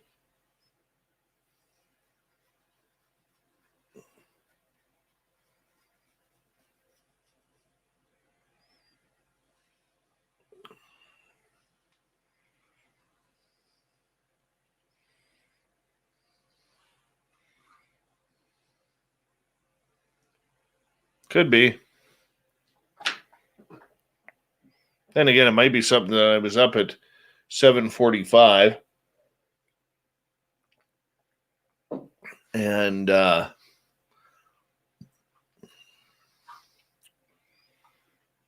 I'm still awake at 12:15. That kind of happens every now and again.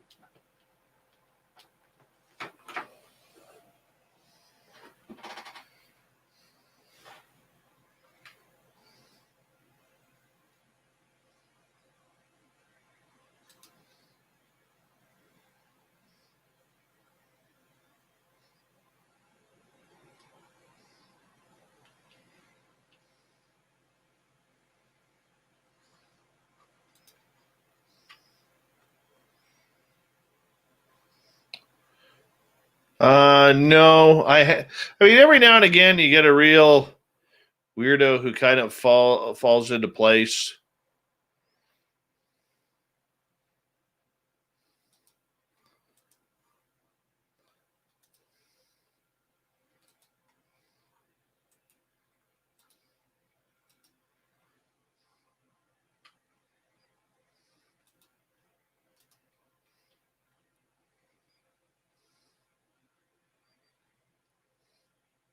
No, Dave doesn't do the hippie lettuce.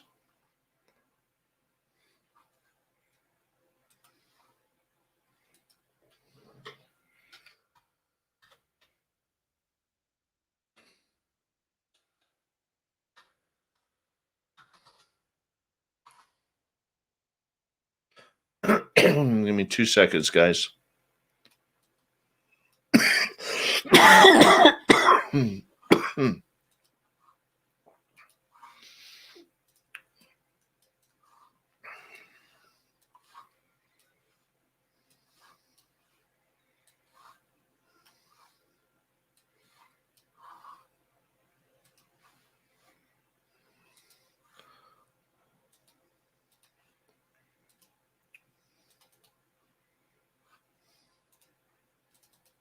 Oh, come on. There we go.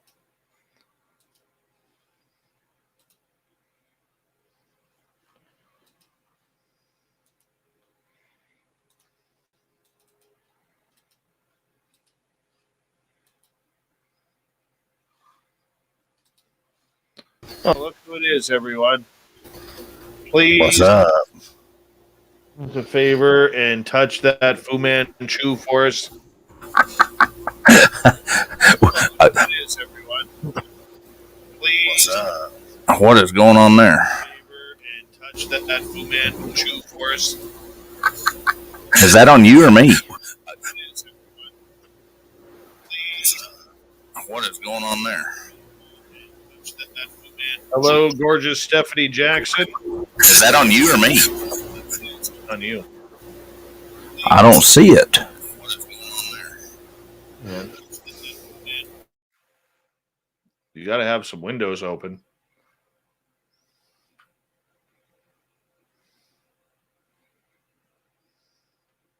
Hello? Seems to be gone now.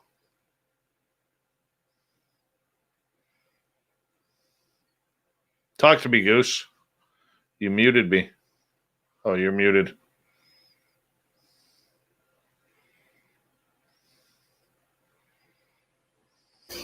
There we go. Sorry about that. All right. What's happening? Nothing much. Burning the midnight oil, as you see. I know the feeling. You ought to be used to it by now. Oh, dude. Wednesdays are hard for me. Oh, I bet. Oh, yeah. They are hard for me. I was trying to run through my head your normal schedule. You usually push pretty hard Wednesdays because you're off on Thursdays. But yeah. We're live, aren't we? Yeah. Folks, let me tell you about how busy this guy is. It's hard getting him tracked down. I have to stay up until it's only 12 there? 12:24. It's 2:24 here in the morning.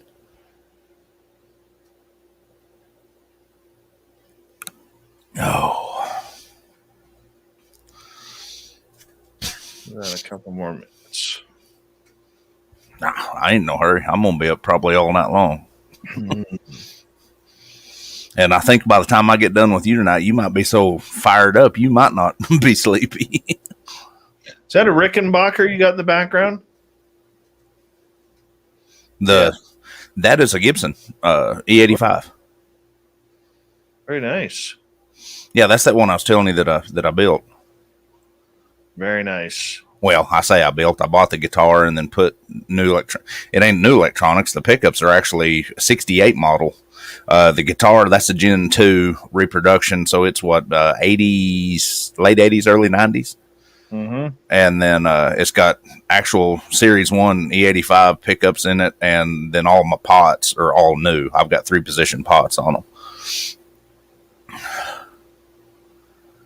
That's my baby. I usually keep it hung up over here out of sight, but the other day my wife stores her saxophone in my little recording booth here, and she pulled it out and bumped into it, and I was almost knocked it off the wall, and I said, nope, it's getting put up over here. Plus, I got to be like you. You got all the guitars hanging. I got to hang mine. Oh, I hear you there. I hear you. These things didn't send. Didn't receive an email.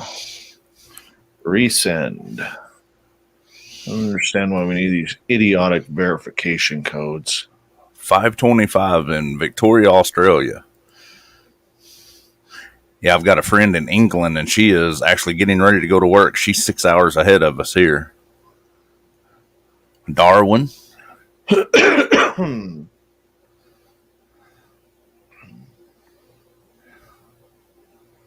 Susan, you need to get some sleep, sis. Haven't slept in 3 nights. Wow. That might be something that you want to sleep to, Mama Susan. I'm sleeping tomorrow. So, we didn't get a chance to get caught up. So, did your son actually see the bear in your backyard? Well, it wasn't in my backyard. It was in my neighbor's backyard. Oh, okay.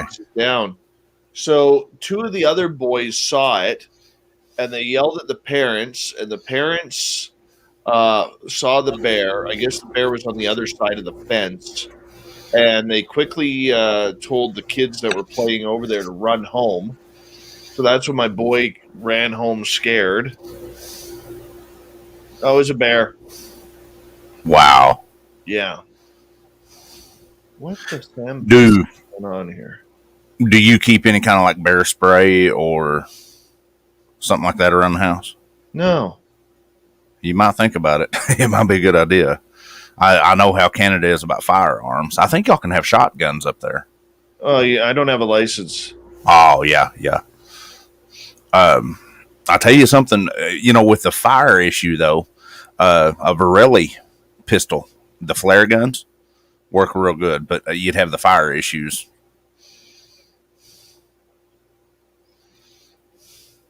Just get you a Louisville Slugger. That'll work. Or a hockey stick. Fight off. I can see the headlines now. British Columbia man fights off black bear with hockey puck. Or hockey stick. Kevin, we have some BB guns down here, or air rifles, that'll shoot harder than a 22. I've got one in here that shoots 2,200 feet per second. This is so weird. Why is this not working? Banner Gary's gearing up for World War III. I am actually a gunsmith by trade, so yes, we do have a lot of firearms in the house.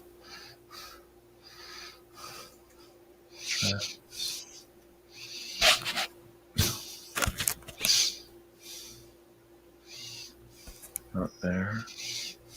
Sorry, I'm just trying to figure out where the hell these emails are going, because the stupid thing sends a code, and the code hasn't come out yet. Yes, sir, I sure do. Mondoc Fortin Research.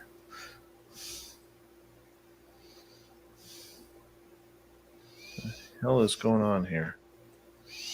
When it comes to them emails, I'm not that high tech. I'll let you do all the email stuff. Matter of fact, you helped me fix mine. I don't understand what's going on here. It's nothing in my junk mail. Ooh, Behoff, good question. You hear about Dogman and Goatman. Actually, in Kentucky, they do have a lot of stories of the Bear Man, or they call him Bear Squatch. I think a lot of your dogmen, there's a certain type of dogman that's real broad, and I think that might be their what's the word I'm looking for, Dave? Identification to a dogman.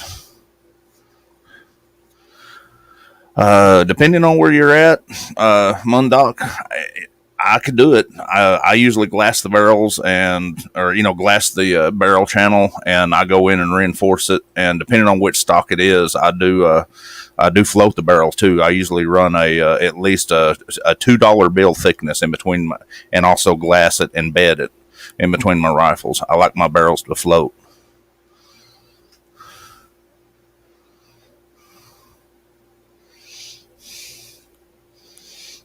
Here we are on Dave's show talking gunsmithing. Go right ahead. I'm just trying to figure out where these stupid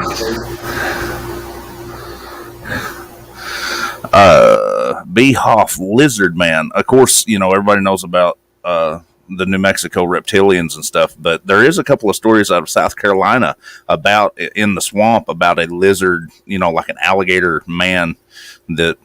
Matter of fact, Monster Quest did an episode where one of them supposedly attacked a car. Favorite gun or rifle? Mine is a .338 Winchester Magnum Ruger Mark II M77 Alaskan. That's it's been my dream rifle my whole life, and I've got it now, and that's what I'm using when I come to Alaska and come up to see Dave. I'll probably actually go on past Dave up to Alaska and do some hunting. Bill effing Murray. Pass me. Huh? You'll literally have to pass me. Well, I'll be coming to see you. I mean, like I said, grandparents are in Kamloops, so it's literally right on the way. But the thing of it is, I'll have to ship my gun to Alaska to my buddy's house and then fly up I'll probably fly from Kamloops on up.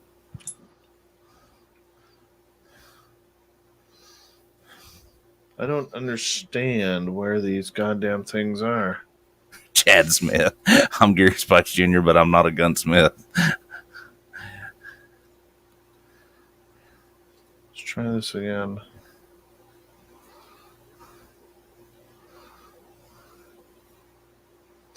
Otherwise, we're going to have to try this again in the morning.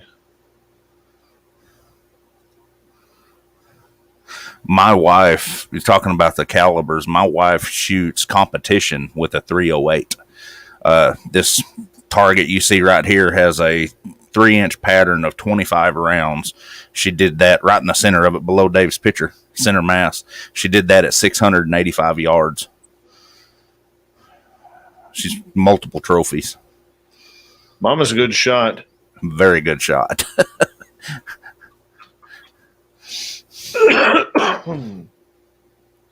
I just don't know what I'm doing here. Is there a way to track? I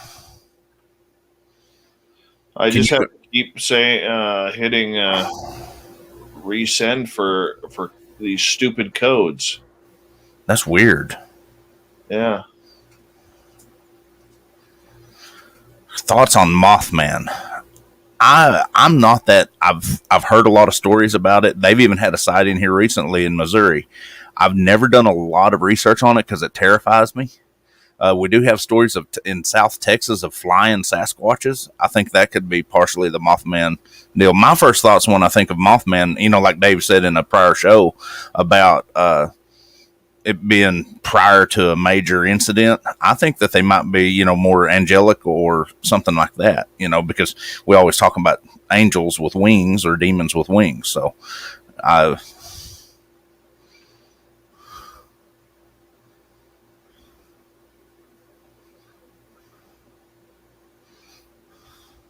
Air Squatch. I love it. That's a new name. Dave, we'll have to remember that. Air Squatch. Yeah, Harbingers of Death. That's it. Thank you, Vanner Smith. I'm kind of like Dave about the main animal that scares me on the planet, like Bigfoot, dogmen. I mean, dogmen terrify me, don't take me wrong. But freaking sharks. And another one, I respect them. I love them. I'm fascinated by them. But killer whales. Just the intelligence level there terrifies me. 1,000 yards is a hard shot.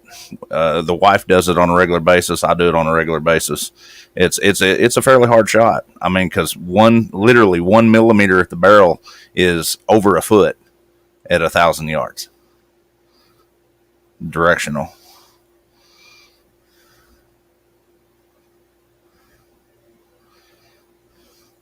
Spiders don't bother me. Now, like today, I was doing a little work and I was fighting scorpions. I killed 6 scorpions today. Those kind of bother me a little bit. Yeah, Susan, you're right. Killer whales will hunt you down. I don't know what the fuck to do here. I can't download the show. Tonight show? Yeah. Where are you wanting to download it from? Well, no, I have to send it to Ontario and to my radio stations. Okay, are you trying to send it as an MP3 or? Yeah, well, the documents are loading fine, but this stupid WeTransfer program is supposed to send an email code. Reboot these. I'm going to see something here. Yeah, because the show would be too big to actually put it in extract it and put it in a file and send it as an MP3. I'd hate to say it, but you might could even do it through Google Drive, like I do to you. No, I'll be fine. I'll try this out. Work this time.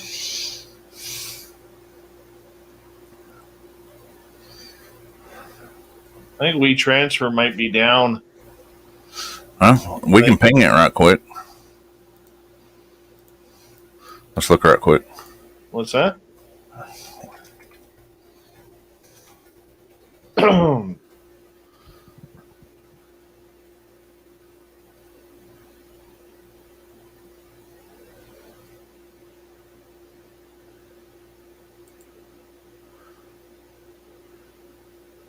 WeTransfer in the last 24 hours.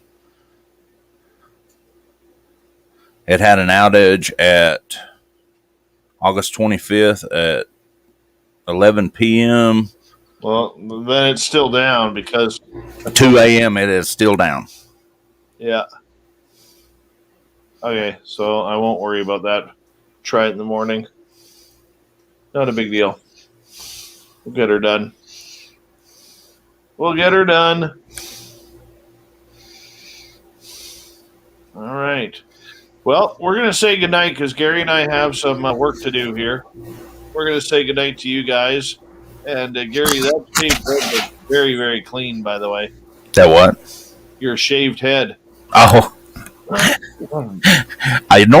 was going to take a razor to it, but I got lazy. I probably need to take it. I'm trying to be like Filth, man. We're going to have we're starting us a club. See, I'm already brothered with John with the Stetsons, my derby hats. And then if I shave my head, then I'll be brothers with Filth. Hey, D. Swisher. How are you?